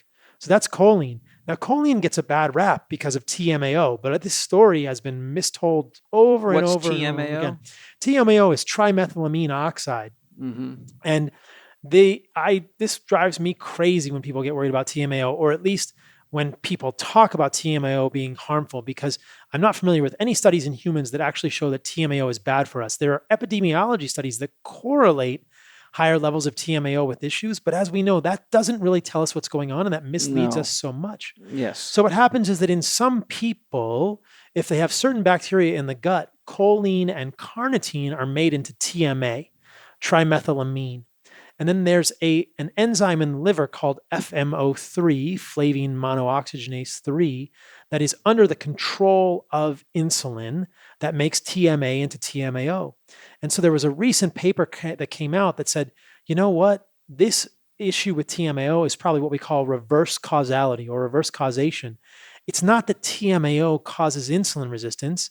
It's that insulin resistance causes TMAO to go up. Therefore, TMA looks to be a bad thing, but it's just a compensatory mechanism. It's a result of insulin resistance, because when you have insulin resistance systemically, you get hyperinsulinemia, and enzymes that are insulin dependent, like FMO3, are upregulated. So it doesn't mean that TMAO is bad. It means that high TMAO in people can be an indication of insulin resistance, though I'm not convinced it always is. And you're bringing up a very important point that I'm going to use this opportunity to highlight.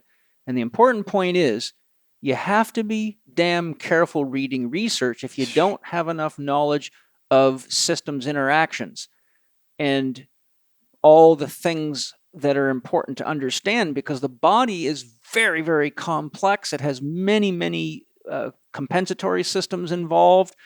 There's still way more that we don't know than we do know. And what I run into all the time is all these so-called experts who read a few articles and believe it like the gospel, but don't know enough about how systems interact with each other.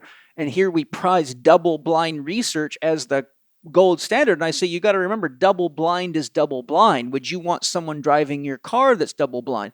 The reality of it is that there's a time and a place for that, but we also have to then say, okay, how does this system interact with that system? And when you knock on affect that, like the human body is like a spider web. You cannot pull on any one part of it without affecting the whole part. You can't raise any hormone without a global effect on the body or lower it. And so I've had many heated arguments with medical doctors who hang their hat on a research paper. Like, for example, I had a doctor attack me at a workshop that I was teaching in, I think it was Tahiti. And I was talking about the importance of salt in your diet. And I was talking about, real salt with all the minerals in it, proper salt. And he came to me and just tore me a new butthole with his wife and kids standing right there. And I waited patiently and said, you're talking about sodium chloride. I'm talking about salt. You will not find research showing salt, real salt, causing hypertension or all the problems that you're so concerned about.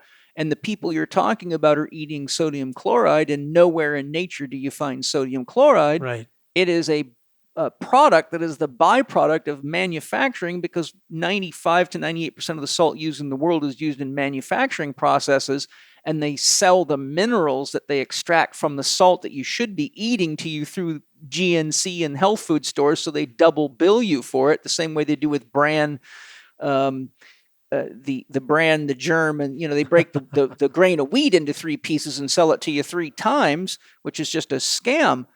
But anyhow, my only point is that it's nice to be able to talk to a medical doctor that has enough knowledge of systems interactions to be able to sort of see through the gray area, but not hang his hat like religion on a study or two. And I think it's a lot of my perspective is informed by this ancestral view. Mm-hmm. The question that I always end up asking is, why would a nutrient that has been a part of our fundamental food, animal foods, for our whole evolution be bad for us? Yeah. Why would a nutrient like choline, that is clearly valuable in humans, that makes membranes, that makes neurotransmitters, also be killing us? I don't think that would happen in the natural world. Well, that goes right back to cholesterol too. Exactly, and we can talk about that. That's like the biggest hoax on the fucking planet. Yes, and the cholesterol thing drives me crazy. I'll just say a few words on that, and maybe we can come back to it. Cholesterol is a steroid molecule that is packaged into lipoproteins, one of which is LDL. Mm-hmm. But colloquially, the term cholesterol refers to many of these lipoproteins carrying cholesterol and triglycerides in the human body.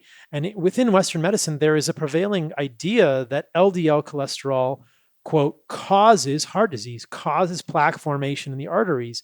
And this to me is absurd on so many levels. There's a whole chapter in my book about this. Good. And I break it down in detail. But just at a very basic level, let's just back up for a moment and realize that LDL, low density lipoprotein, which is made from IDL, which is made from VLDL, serves a crucial role in the human body, both in transporting nutrients throughout the body, specifically the cholesterol backbone, which forms all of our steroid hormones. Mm-hmm. For you to have testosterone, for anyone Absolutely. to have estrogen, you need LDL. And the cell wall. Exactly. It's in every cell membrane. Cholesterol, the actual cholesterol backbone, is used to make bile salts as well, which helps us digest all of our food and emulsify fats. And detoxify the liver. Yes. And so this molecule transports vital nutrients throughout the body. And people don't know this, LDL participates in the immune response.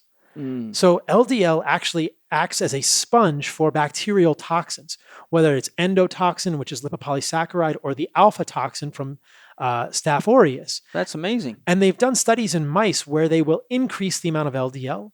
The mice are much more resistant to infection by these organisms. They decrease LDL, the mice die much more quickly when they're exposed to gram-negative or gram-positive bacteria. Wow. It's crazy. And then similarly, there's a condition in humans called Smith-Lemli-Opitz syndrome, which is a genetic condition in which LDL is very low because there's a defect in the cholesterol synthesis pathway, which is called the mevalonate pathway. And those people, if they don't die at birth, suffer from massive infections. And how do they treat it? They give them cholesterol. Yeah. They actually give them cholesterol so that it can be packaged into LDL so that their LDL levels will go up and they can participate in the immune response.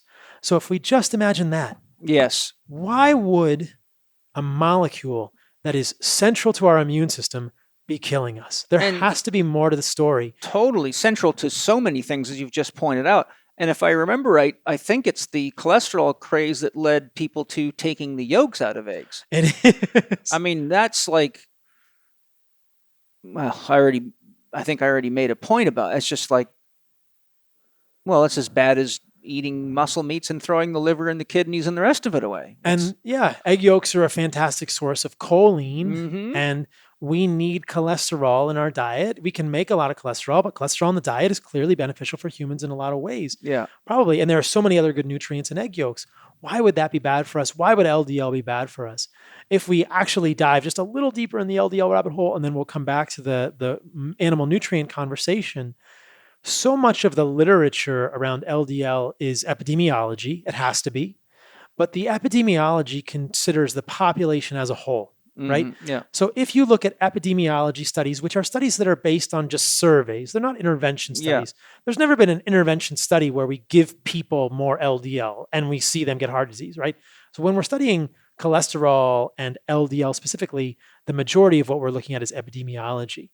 And if we look at epidemiology across the board, there are some epidemiology studies that show a correlation between levels of LDL and the incidence of heart disease in populations. But what is so fascinating is that if you take that same data from a study like the Framingham study, for instance, Right. and you stratify that data in a way that gives you a sense of insulin resistance or insulin sensitivity, meaning you can take that one line, you draw this graph, right? So on the x-axis is LDL, goes from 100 to 220 milligrams per deciliter. This graph is in my book.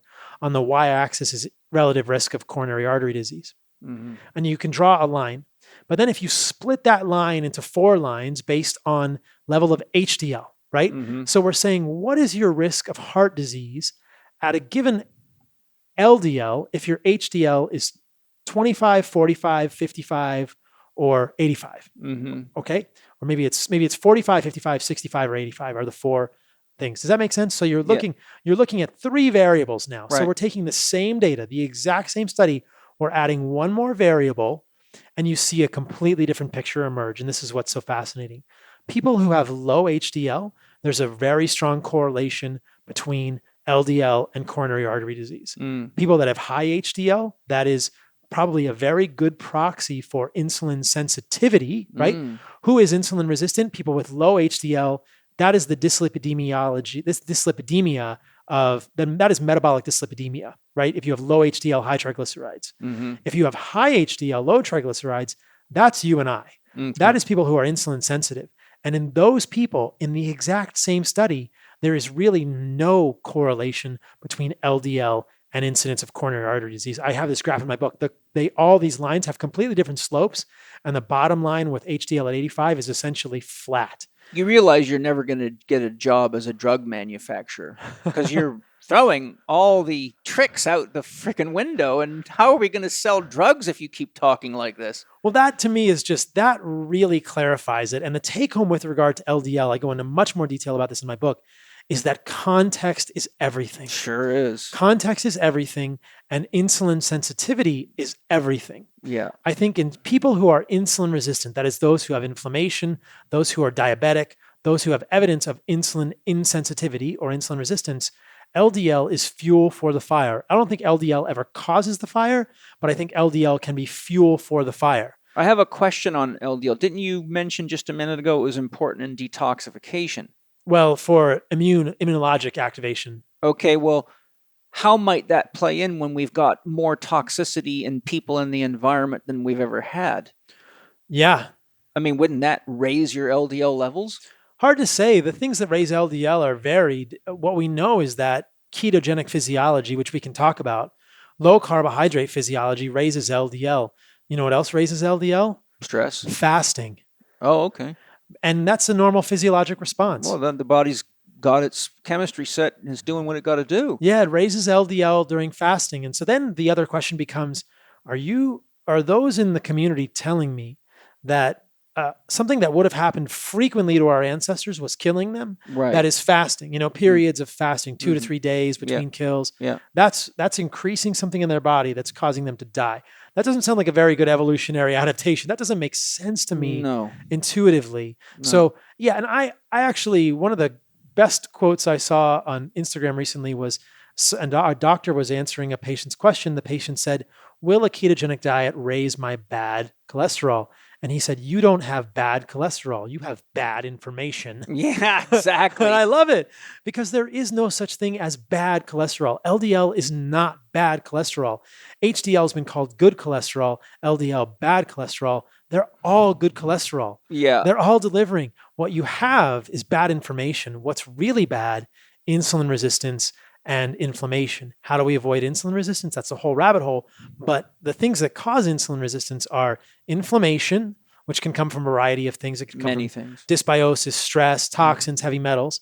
But I think that the thing that afflicts most humans on this planet with insulin resistance is overconsumption of mixed macronutrient calories. And what I mean by that is overconsumption of both fat and carbohydrates together is a brilliant formula for insulin resistance. If you are not eating, and that's a caloric surplus. Mm-hmm. So if we eat a caloric surplus that has both carbohydrates and fat in it, Mm-hmm. our body will become insulin resistant as a physiologic defense mechanism. We say, whoa, whoa, whoa. It starts in the adipose tissue. The adipose tissue says, whoa, whoa, whoa. I don't need any more. Yeah. I don't need any more. You've already stuffed a whole bunch of stuff in me. That combination of carbohydrates and fat, if we're over our caloric needs, that makes us insulin resistant.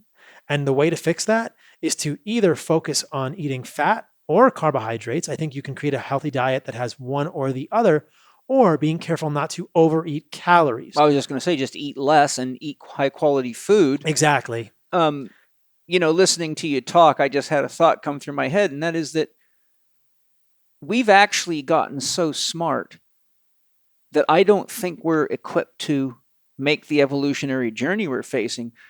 Developmentally, we knew we had to stick to nature. The answers were provided for us in the environment.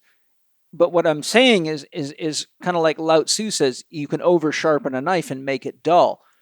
I really get concerned because we're facing some serious evolutionary challenges at many levels right now. We won't go into them because it will sidetrack us. And I think anybody that listens to my podcast knows that. But when we keep confusing ourselves with all this partial understanding of so-called scientific information and running studies and making medical systems where the left hand doesn't know what the right hand's doing, we're getting so far from the essentials that you and I are talking about. I mean, let's face it, there's no caveman that knew any of these pathways. There's no medicine man that knew those pathways. There's no shaman that knew those pathways. But we evolved through ice ages and through the toughest times there was. But right now, if you look at the strategies that people propose for handling the greenhouse effect, for handling politics, for handling healthcare, there is such confusion and so many experts equally qualified that are diametrically opposed. And there's so much science that's incomplete or even lousy science that's touted as real science. I think that we've gotten so smart, we're actually a risk to our own ability to evolve because we're too far out of the loop of common sense and connection to nature. I love that. And that's one of the things that I love that you said when we were stacking rocks. Paul, sometimes I feel like I just need to go out in the woods and live out there. It's a hard thing for me to be in this buzz. I'm paraphrasing, but I think at the end of the day, we've got to get back to the soil. And we've got to get back to basics, and we've got to look at how our ancestors with all their PhDs did it because they got us here.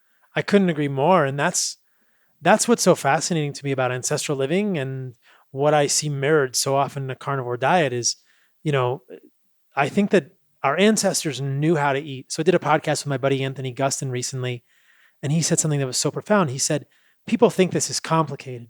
It's only complicated when you're removed from the proper environment. Exactly. And when people might think, they might be listening to this podcast and think, oh man, they're talking about eating animals and I have to eat this organ and that organ and bone marrow and calcium. And when I talk to people about how to eat a carnivore diet, eating nose to tail, where all the nutrients are coming from, it sounds complicated because people are outside of their natural environment. If you and I were in a tribe and hunting, it would be so intuitive. Yes, and that's exactly what I teach in my primal pattern. It would be so simple. I show people how to tap back into their instincts, their biology, how to use diet logging to look at the symptoms they're getting produced. I mean, look at how many people get cancer. Most of the research I've seen say it takes 10 to 15 years to get cancer. You don't get it overnight. Look how many people we have that are obese. That person had to stand and look at themselves and watch themselves getting bigger and bigger, at least for a year. You don't just gain 60 pounds in 2 weeks or even 2 months. So the body's giving us indications all the time, physical, be it skin, eyes, vision, hearing, taste, smell, touch, movement, inflammation. I mean, the list is long. The body's constantly telling us, giving us the report card on our diet choices, but most people listen to what magazine ads say, to what experts on YouTube and doctors say, and don't pay attention to their body. And then they get given drugs and supplements, and they feel worse, and they keep taking them because someone else told them to do it. And that is really an issue of not becoming an adult and taking responsibility and having an intimate relationship with your own body, the nature within you. And I think that's a critical situation we're facing. I agree with you. And I think that you're so right. People are just overcomplicating all of it. They are, and they're listening to everybody else except who they should be listening to. Your heart tells you when you're lying to someone. Your heart tells you when someone's lying to you. Your heart tells you when you're being deceived or being deceptive. Your gut tells you when you ate something it doesn't like. Your smell tells you when you should or shouldn't eat something, if you even pay attention. In other words, the body always tells the truth because its very survival depends upon it. That's why your body's a reliable indicator. It has no alternative agenda except to survive and keep you healthy and literally to thrive. Yeah, yeah. And so I think that I love that you brought this up, and that's something we should talk about also in the podcast. All of this environmental stuff, I think people are just overcomplicating it massively. Totally. And the fact that they are trying to get rid of ruminant animals just completely misses all of the ancestral themes. The fact that there have been millions of buffalo, hundreds of millions of buffalo, elk, sheep, axis, deer, ungulates. There's been millions of animals on this planet that are ruminants. For people to simply suggest that these animals are destroying the environment is such a myopic over-sharpening of the knife. It's crazy, and we can get into that too. It's also a statement that Mother Nature is stupid. Right. Oh, yeah. So she just produced a bunch of extra buffalo because she had a buffalo hobby. I mean, it's just, this is what I mean, over sharpening the knife. And it's what I mean by listening to too many experts. And in all fairness to people, there are so many experts that are diametrically opposed that are equally qualified. People actually don't know who to trust. And because we've become so disconnected from nature, I mean, I remember, I've quoted this on a few podcasts, but I'll do it again because it's appropriate. I think it's Jeremy Thomas, the famous British chef. I think that's his name. But anyhow, he goes around and lectures all over the world, and he does this thing where he goes to schools and he shows children flashcards. He's got common fruits and vegetables and farm animals mixed with corporate symbols. He found 50% of elementary school children could not identify common fruits, vegetables, and farm animals, but on average, they got 100% of corporate symbols correct. They know who CBS is, they know who Target is, they know who NBC, they know who the BBC is, but they couldn't recognize sheep, cows, pigs, carrots, and potatoes. Oh my God. So the point I'm making is, things that are common sense to you and I, we get dirty, we hunt, we fish, we live.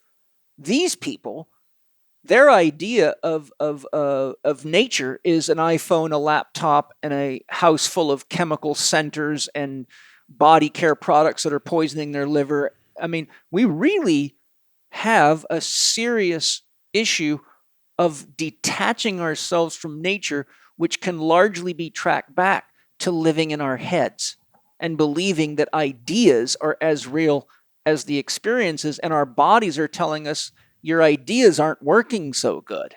I fear that the closest a lot of people get to nature on a weekly basis is the nature screen on their iPhone. Exactly. And that's a major problem. Did you want to, because we got a little segue there, did you want to cap off the nutrients you were talking about? Yeah, I just wanted to talk about them because they're so important and I want people to know about them. Yeah. So we talked about choline, we talked about carnitine. Carnosine, only found in meat.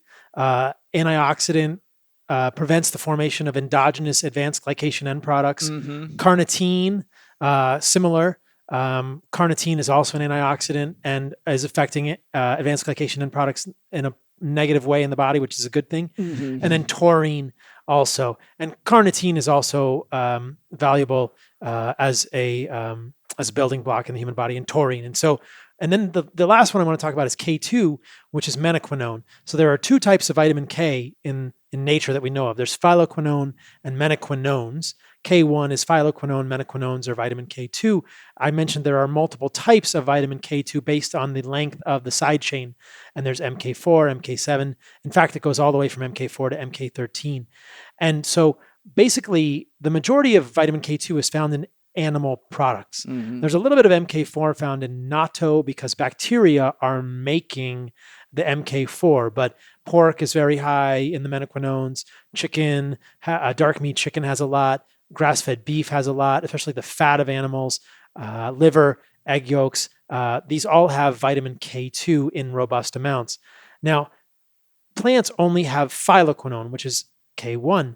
If you look for vitamin K quote in animal foods on internet, they will say they have no vitamin K, which is just crazy because they're only measuring vitamin K1. I see, yeah. So I went on this TV show called The Doctors, and they were so uninformed. They said, what about vitamin K? Animal foods don't have vitamin K. And I thought, you guys are doctors? And you don't know that animal foods have vitamin K? This is crazy. It's just that the USDA didn't measure vitamin K2, but it's not even a question of debate that the only foods that are robust sources that Americans or Westerners eat with any regularity are animal foods, specifically grass-fed, grass-finished, muscle meat, organ meat, fat, and all the other foods I mentioned. Well, why does vitamin K2 matter? It's pretty darn clear that vitamin K2, the menaquinones, have to do with partitioning of calcium into the proper compartments of the body. And there's a great epidemiology study that I cite in the book called the Rotterdam study. And what they found in the Rotterdam study is that they divided people in Rotterdam into tertiles, meaning 3 groups based on the amount of vitamin K2 in their diet. They found that as people increased vitamin K2, the rates of coronary heart disease went down dramatically. Wow. And it was also very dramatic that the rates of calcific aortic sclerosis, which is calcification of the aortic valve leading to hardening of that valve, went down dramatically with increased levels of vitamin K2. And in fact, the highest vitamin K2 group was only 37 micrograms of vitamin K2 a day. Most of us eating any significant amount of animal foods are getting 100 to 200 micrograms of vitamin K2. So if they'd extended the study and said, what if we had a group that's getting 100 micrograms of vitamin K2 a day? How much lower would their rates have been? But what's incredible in that study, there was no correlation there's no correlation between cardiovascular disease or calcific aortic sclerosis and vitamin K1, meaning that somebody could eat as much vitamin K from plants as they wanted, no improvements in cardiovascular disease, which to me says two important things. K1 is not necessary in the human body, and we are not very good at converting vitamin K1 into vitamin K2. Right. So of all these nutrients, I think creatine is incredible, choline is incredible, but vitamin K2, man, where are we going to get vitamin K2 if we are not eating animal foods? What about vitamin C? Let's talk about vitamin C. Fascinating story with vitamin C. Vitamin C is ascorbic acid, and about 40 million years ago, there were two lineages of primates. Stepsirince was one of them, and the other one was Haplorhynce. And one of them lost the ability to synthesize vitamin C. That's a GULO enzyme, is the enzyme. That's the acronym. So our ancestors, quote unquote, have not been synthesizing vitamin C for 40 million years, 40 million years. That's the first thing. So there must have been a source of vitamin C in the human diet that was robust through our entire evolution, right? And, primates are always eating plants. I think people estimate that primates get plenty of vitamin C. Who knows how much they need? When you say we haven't been synthesizing vitamin C for 40 million years, you must be going past human beings. Past human beings. Yeah. That's what I'm saying. This is the I believe it's the Haplorhynce. I don't remember whether we are descended from Haplorhynce or Stepsirince, but there are two lineages of primates that split off, and one of them lost the ability to synthesize vitamin C 40 million years ago. So the entire evolution of humans and hominids, we have not been able to synthesize vitamin C.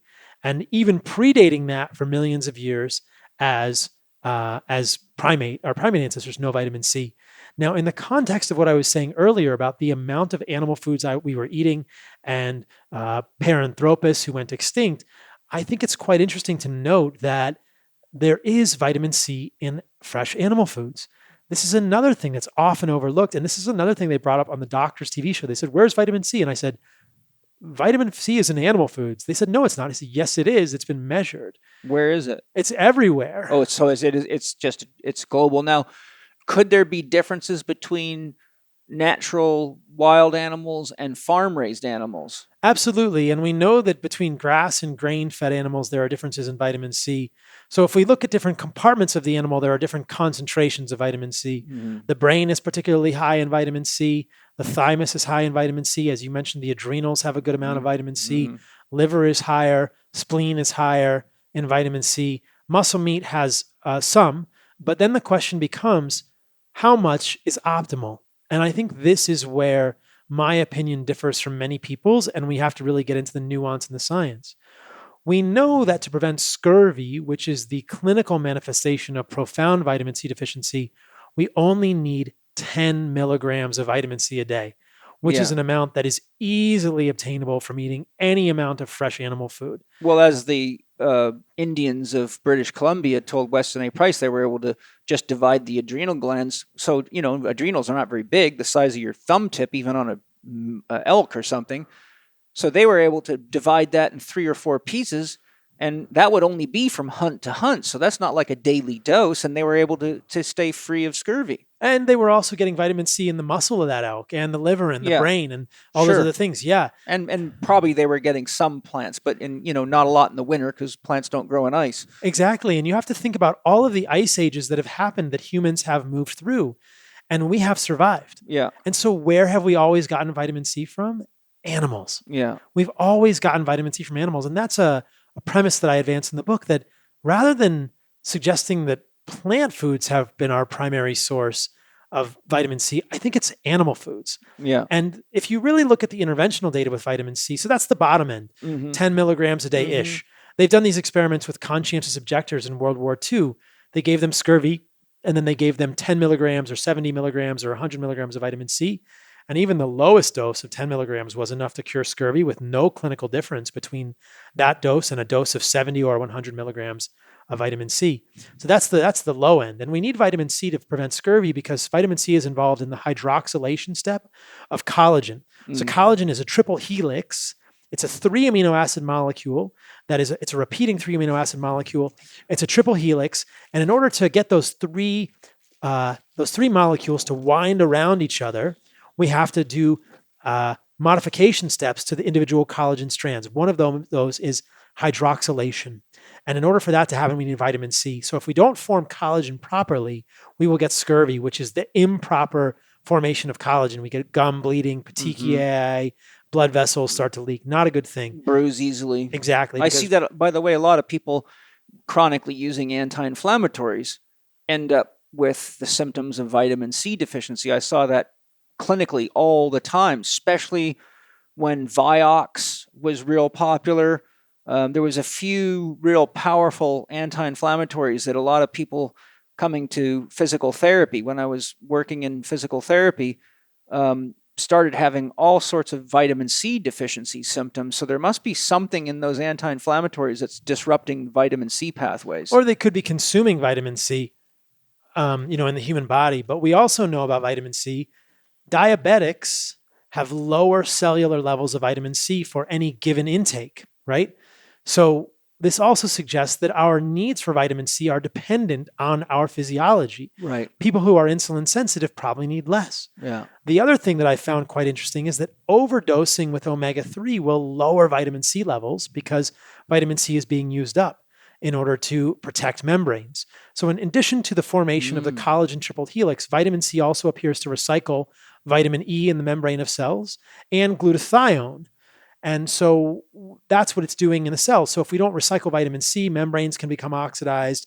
If we load excessive amounts of omega-3 into membranes, the body has to work harder and recycle that vitamin C, or use vitamin C to recycle vitamin E to keep the membranes from developing peroxidation reactions. So basically then the question becomes, what is the optimal amount of vitamin C? Is it 10 milligrams or is it more? And I think that it's a lot lower than people imagine it to be. Because if we actually look at the interventional studies with vitamin C, they're quite striking. Interventional trials, these are not epidemiology, with vitamin C have failed to show benefit in cardiovascular disease, hypertension, prevention of the common cold, and a number of other clinical endpoints. And these are interventional trials with tens of thousands of patients. So we're looking at probably close to 100,000 patients across those 4 trials. If Linus Pauling is listening right he's now, rolling he's over rolling in his grave, baby. He's rolling in his grave. But, so I did a podcast with James DiNicolantonio, who believes we need more vitamin C. And I asked him, James, how many people do you think in the United States are getting what you consider to be the ideal amount of vitamin C, which he thinks is probably 500 milligrams or 1,000 milligrams a day? He said, almost no one. And I said, well, then why do the interventional trials not show any benefit? And he didn't have an answer. Right, because it's a fixation on an idea. And then there's another interventional trial that's quite fascinating, in which people were eating a small amount of fruits and vegetables, and they had an average intake of 70 milligrams of vitamin C per day. And then the intervention in the study was one group increased fruits and vegetables to 1.5 pounds per day and drank 300 milliliters of fruit juice. And a second group continued on eating a small amount of fruits and vegetables per day. The increased fruit and vegetables and juice group increased their vitamin C intake to 270 milligrams per day, and the vitamin C levels in the blood increased 30%. But there was no change in that group relative to the other group in terms of oxidative stress, inflammation, or DNA damage markers. So you can show that at 70 milligrams of vitamin C a day in this free living population that probably already has insulin resistance and is not super healthy, increasing the amount of vitamin C in the blood by 30% after you triple the amount of vitamin C in the diet does nothing for markers of oxidative stress, inflammation, or DNA damage, suggesting, wow, maybe we don't really need all this vitamin C. I'm open to the possibility that it could be beneficial, but I haven't seen the evidence for it. And it's interesting from the perspective of a carnivore diet, because if you're eating fresh animal foods, including organ meats, it's pretty easy to get 50 to 70 milligrams of vitamin C a day, which is pretty darn close to the RDA for vitamin C. Yeah. And the arguments that people make around vitamin C is, don't we need tons of vitamin C? And I think, I'm just not convinced. I haven't seen the evidence in the interventional trials or in these other trials. I clearly don't have scurvy. I don't supplement with vitamin C, nor have I found any evidence of increased levels of lipid peroxides, DNA damage, which you can measure via 8-hydroxy-2-deoxyguanosine in my labs or the labs of my clients. Now, people might say, well, what's the downside of supplementing with vitamin C? And I think, well, first of all, most vitamin C comes from GMO corn. Yeah. A lot of it's synthetic or from GMO corn. And second of all, vitamin C, excess vitamin C does appear to break down into oxalate in the human body, which can deposit in tissues of the body and become kidney stones. And we don't know. And should we be taking a bunch of synthetic vitamin? I'm not convinced excess vitamin C is safe. And again, why over sharpen the knife? I really think that throughout evolution, our main source of vitamin C through winter, through ice ages, has been animals. Yeah. And it makes sense to me that that amount of vitamin C would be pretty much optimal for humans. Yeah. And when we look at the studies, it appears to be plenty to give us the antioxidant function of vitamin C, quote, that we need, and clearly plenty to do the collagen functions. Yeah. This goes right back to Hippocrates, who said food is man's best medicine. And I think we really have a major cleanup issue with our entire scientifically backed farming systems, which are destroying the planet, destroying the microbiome of the soil, destroying the macrobiome, destroying the microbiome, causing problems with leaky gut protein synthesis and a million other things we could talk about forever. I want to loop back on 3 points that I wanted to talk to you about. One of the things I want to ask you about, because I have a very strong intuition, you're going to give me a good answer. I want to know, why in the hell are all of a sudden they're wanting newborns to have vitamin K injections? What the hell's going on there? So that's to prevent hemorrhagic disease of the newborn. And I think it's quite interesting, and it signals probably mother deficiency, so maternal deficiency. Vitamin K is a fat-soluble nutrient. Mm-hmm. If mom has enough vitamin K in her body, then they will have it. The baby should have it. It should be in the colostrum. It should be in the breast milk. The baby should have enough vitamin K. And so I think that the vitamin K injections, and I think that they're injecting phylloquinone. I don't think they're injecting menaquinone. It's synthetic. Yeah, so I'll tell you how I know. This nurse was at me and Angie tooth and nail when we were in the hospital with Mono when he was born, saying before he was born, or right after he was born, because we would not sign the thing for him to get the vaccinations or the vitamin K. I said, look, we've evolved for millions of years in nature and nobody needed a vitamin K injection, for God's sakes. Why all of a sudden do we need it now? She couldn't give me an answer. I said, is it natural or synthetic? She said, I don't know. I said, bring me the box. Well, it was synthetic. I said, what are the side effects and potential risks? She said, I don't know. Bring me the box. So she brought me the box. Guess what the first side effect was? Liver toxicity, possible liver failure. Right? I said, oh, good. Yeah, so I'm just going to inject my kid with vitamin K, and it's synthetic, which means it's not a symbiotic chemical for the body. It has to be processed as a toxin. Second of all, the first symptom is liver failure. So that I just had that question for you. So you gave me a good answer. Good job. My next one was that one of the key things that Weston Price identified was the amount of meat eaten by any tribal society he investigated was limited by one factor: availability. He showed the more meat there was available, the greater the percentage of the diet it consumed. He tried to find healthy vegetarian tribes all over the world, and he said every time he found a vegetarian tribe, he found a tribe nearby eating meat that was healthier. So that's I don't think he found any vegetarian tribes. I think he did find one I particularly remember him talking about, because he said that he compared them to locals that were eating meat and they were healthy. That's the Kikuyu. So in that book, he talked about the Kikuyu, and the Kikuyu were compared to people who were eating meat. I think the Kikuyu ate less meat. Okay. Yeah, and their diet was more plant foods. I could be wrong. We could check this. But yeah.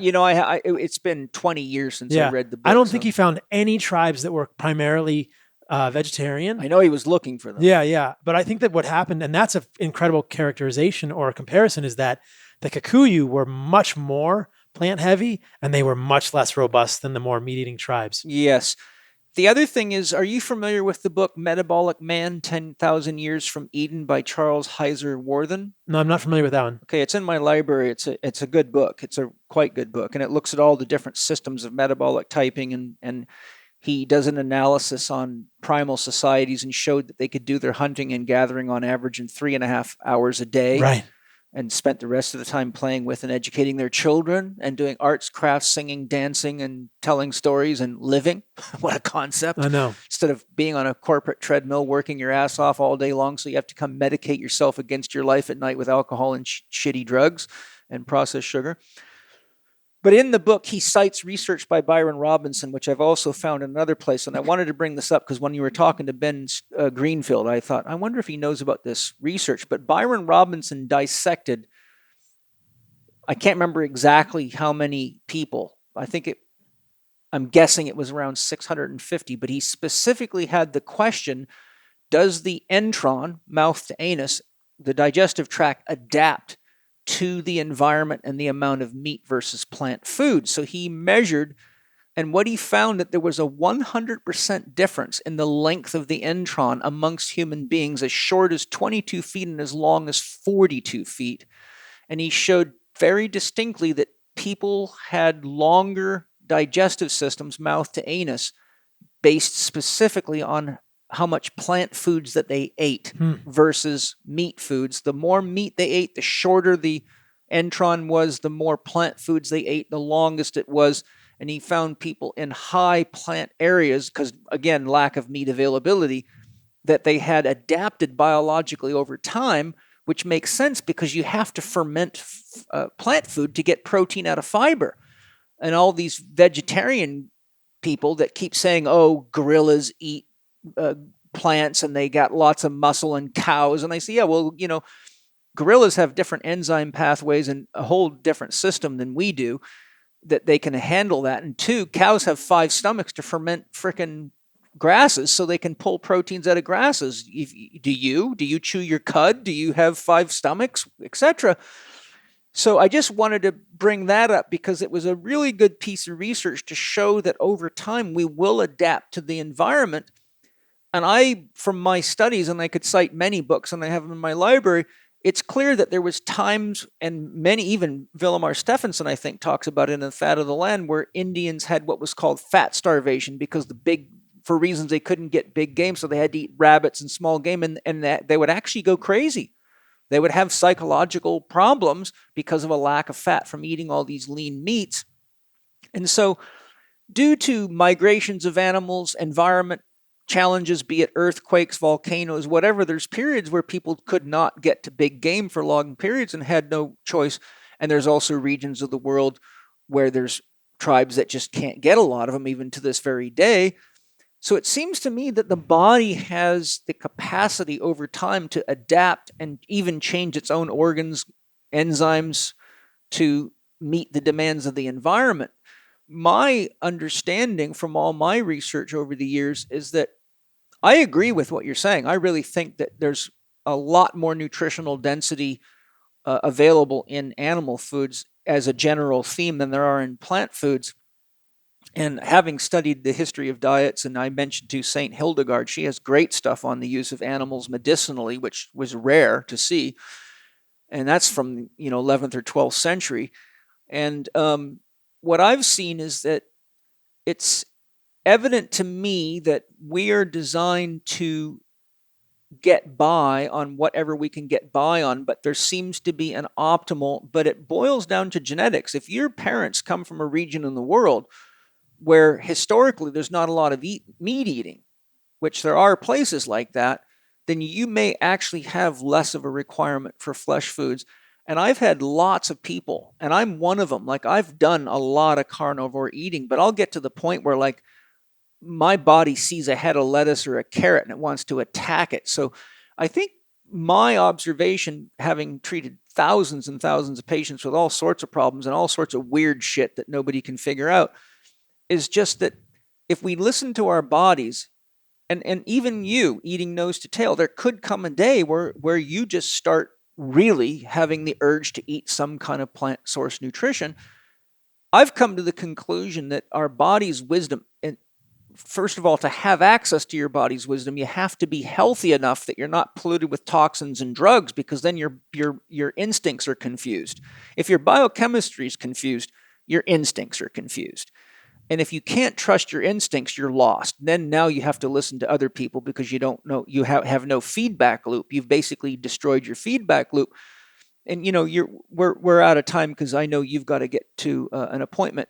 But I just wanted to share sort of my conclusion after 36 years in this profession. And my conclusion is that the first thing we need to do is get baseline health. We need to detoxify. We need to, I teach 6 foundation principles: nutrition, hydration, sleep, breathing, thinking, and movement. Thinking is the trickiest one and the most stressful one for most people, and it's the one that takes the longest to balance out in therapy because you get into belief systems. And so you and I both know how that goes. But if we get back to basics and we get ourselves to a baseline level of health, if our body wants meat and we've learned how to sense, like I know when my body wants liver, I know when my body wants kidneys, I know when my body wants heart, I know when my body wants intestinal tract. I feel it. I'll say to Penny, get me some of this, get me some of that.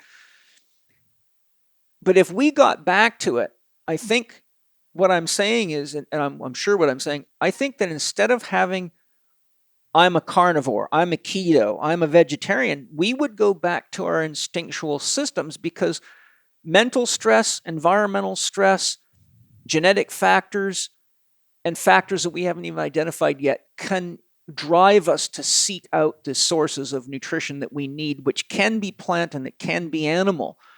I've come to the conclusion after all these years and experimenting on myself extensively and watching what happens with athletes and detoxifying people, and like I've watched people's diet changes just through mental emotional coaching. I found, for example, that one of the key things that happens is as I help people manage their lives better and deal with their own shadow material and learn how to use their mind in positive ways, that they're not craving sweets all the time, because sweets are a stress reaction. They're a way of coping with stress. It's sort of a psychological reward system. And when we don't put ourselves in unnecessary stress, I find that coping foods get diminished because we don't crave them, because we're not in a coping strategy anymore. So I've come to the point in my life where I teach and I encourage people, the first thing you got to do is get yourself healthy, which usually requires someone like you or me that has the skill and knowledge to know what should be done, what kind of detox to do, what pace to go. I mean, with all the heavy metals and vaccinations and all the other stuff, cans and crap and plastic, the whole story.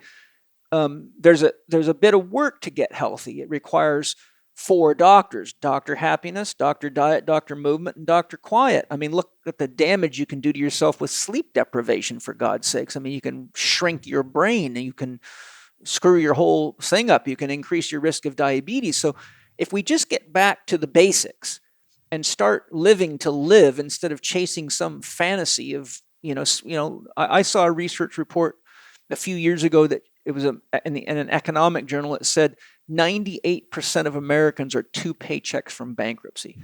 How can you live that way without being completely just jacked up and then needing coping strategies, be it alcohol, sugar, cake, candy, cookies, processed foods? Then you throw in all the addictive factors from these engineered foods that we all know is very real. There's numerous books on it. I think we're at the point where we've really got to just get back to basics, and that instead of having a diet dogma, we need to get solid coaching, listen to sound evidence and knowledge from people like yourself, and learn how to have an intimate relationship with our body. I think the body has the wisdom to guide us. I just want to close with your opinion on that.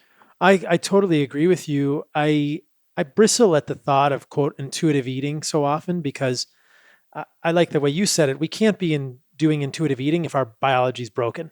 You can't. And I think that is a challenging place for people to get to. I think that once we are in a healthy place, we can get a sense of what our body wants. But until we get to that healthy place, it's very hard to discern that.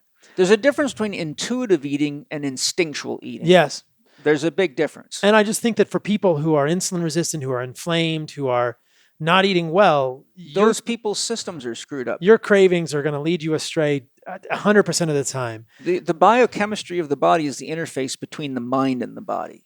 I mean, Dan Siegel, a famous psychiatrist who gives the best definition of mind I've ever seen, mind an embodied process that regulates the flow of energy and information. Most people think mind is brain, but it isn't. Einstein said the field is the sole governing agency of the particle, and we are a collection of 100 trillion cells, which Nassim Haramein says on average is made of 100 trillion atoms. Okay, so what are we? We're a collection of atoms that can't organize themselves. Atoms do not organize themselves. So ultimately, what people call a soul is synonymous with mind, emotion, feeling, or sentience, is an organizing principle that interfaces with our biochemistry, and that's what hormones and chakras are. Chakras is the step down regulator. It takes energy, steps it down into the frequencies that interface with our glands and organs, which then produce the hormones and the actions. You know, you got to think to raise your arm and play a sport or do anything.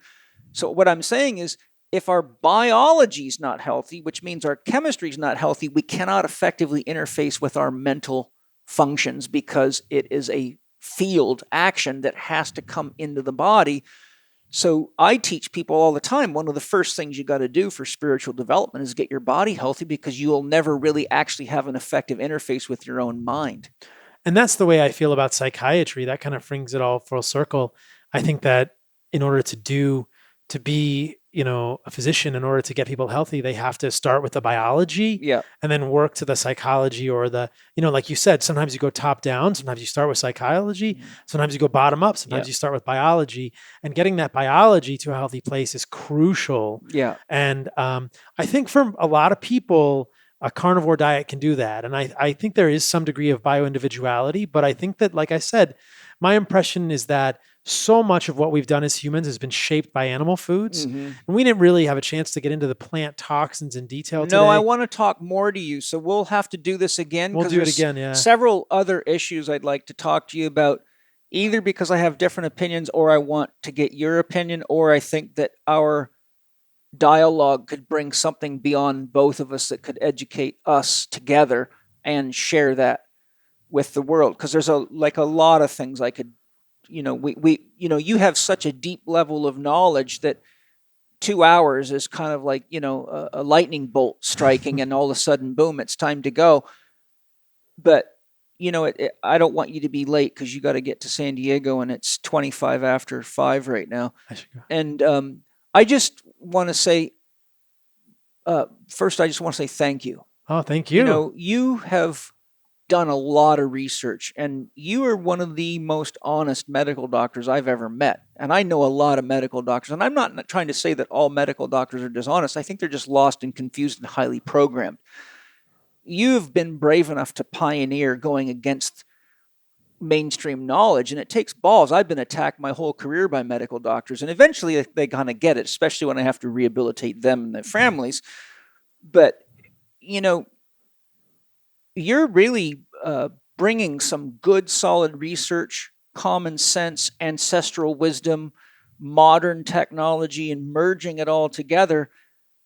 And one of the key things that we want to talk about in our next podcast together is I want to talk about the ramifications of us all switching to a nose-to-tail diet right now, because we can't do it without fixing the environment. And we definitely should talk about that in the next podcast. And as you and I have talked about, it's all having to do with the quality of the soil. Yes. And I want people to know that if they're curious about that, they can follow me on all my social media sites. It's all Carnivore MD for all my social media sites. I talk about it a lot there, and I talk about it on my podcast. I talk about this in the book, which is coming out next month. The book is called The Carnivore Code. But what's so incredible, and this makes so much sense ancestrally, is when we raise ruminants properly on the land, we increase the amount of organic matter in the soil, which allows the soil to have healthier networks. And it grows the topsoil. It grows the topsoil. That we're wiping out. Yes. It grows the topsoil that we've wiped out with monocrop agriculture. It increases the mycorrhizal, which are fungal networks in the soil. The more organic matter in the soil, the more water that can be sequestered in the soil, so there's less topsoil runoff. Yes. And the more organic matter in the soil with the mycorrhizal networks, more carbon is sequestered in the soil. So the land can produce more as well. Absolutely. And so when the land produces more, you can raise more animals on the land. And you can raise more grass-fed animals on the land. The land sequesters more carbon. There are farms doing this, and they've shown to be carbon negative via the life cycle analysis, like White Oak Pastures in Georgia, Belcampo in Northern California. There's tons of these farms doing this regenerative agriculture. I'm so on fire about this right now. But I think that the questions around the environmental impacts are huge, and they are answered very clearly by this type of farming, which recapitulates wild bison on the plains, stomping in the ground, pooping on the ground, dying, and being reabsorbed in the ground. That made the 100 million bison plus 100 million elk, antelope, and other ungulates in the United States Great Plains made the most rich collection of topsoil in the, that was what made the golden topsoil of the Midwest that we then used up. And it's maybe one of the reasons the Hindus worship the cow. Yeah. I mean, they use cow dung for all sorts of things. Even starving people eat it and seem to manage to get by. Not that I'm promoting cow dung for breakfast, but they use it for heating. They use it to keep they rub it on their bodies to keep themselves warm. I mean, you know, have you ever seen the One Man, One Cow documentary? No. I think it's called One Man, One World, One Cow. You ought to watch it. It's phenomenal. So to close, where do people, what's the best way to track you down? You said you do some consulting with people as well personally? I do private consulting. I have a virtual practice in San Diego. So I work with people all over the world. The best place to find me is my website, which is carnivoremd.com. Great. There's links to everything there. There's a link to my book there. Podcast. My podcast is there. My podcast is called Fundamental Health, and my Instagram and social media are linked there as well. Those are both carnivoremd.com. And I'd also like to talk to you about the spiritual aspects of eating. And did you say that there's a place that you can, because your new book doesn't come out for about a month, you said there's some place they can register to get the release? Yeah. To be notified if you go to thecarnivorecodebook.com, you can pre-order the book there, or it'll be available on Amazon for pre-order in the next week or two. Great. And the other aspect that we didn't get a chance to talk about that I want to talk about in our next podcast together is the spiritual aspects of eating and some of the changes that we talked about off air from my own experience. Sure. So we got soil, we've got spiritual aspects of eating, and plant toxins. And then I think what would be a good conversation is more information for people to learn signs and symptoms that indicate a need, and maybe what are some of the things that, so for example, I could have given a list of what happens when people eat too much meat based on my experience, because I've seen a lot, have done it to myself to test it. So let's keep track of that, everybody. Wait for round 2. I'm not letting this guy get too far away from me. I got something he likes now. I've infected him with rock lifting. I loved it. It was so much fun. I tried to share my smoke with him, but he was a bit of a purist. He wouldn't have any tea because it's made of plants. So, you know, maybe if I piss in a cup, he'll have it. It's from an animal. I'll eat some mushrooms first, so it's fun for you. Hey, thank you. Thank you to Ben Greenfield, because he turned me on to you. And again, there's 2 great podcasts with you and Ben that you guys get very deep into stuff. Just have your medical dictionary handy. And there's going to be a 3rd one. So I recorded a 3rd one for Ben, which will be out next month in February on Ben's channel. And it was a question and answer. And in that podcast, I went very deep into many of Ben's common listener questions. So that one's pretty technical as well. Fantastic. Thanks for everything you're doing. Keep it up. Thank you for everything you do and for having me. Hey, my pleasure. You know where to find me. If we can support each other moving forward, let's figure out ways to do it. I love it. Thank you. Aho, great spirit. Hope you guys enjoyed the podcast. If you love it, share it with everybody. If you didn't like it, it's our secret. Aho. Thank you for listening to Living 4D with Paul Chek and today's guest, Dr. Paul Saladino. You can follow him on Instagram and Twitter at CarnivoreMD, or listen to his podcast, Fundamental Health, available on all podcast platforms. Dr. Saladino's new book, The Carnivore Code, has just been released. Get your copy at carnivoremd.com/book. Follow Paul on Instagram and Twitter at Living4D Podcast, or on his YouTube podcast channel, youtube.com/Living4D with Paul Chek. You can watch more on Paul's blog at paulcheksblog.com and the Chek Institute's new media site, chekiva.com.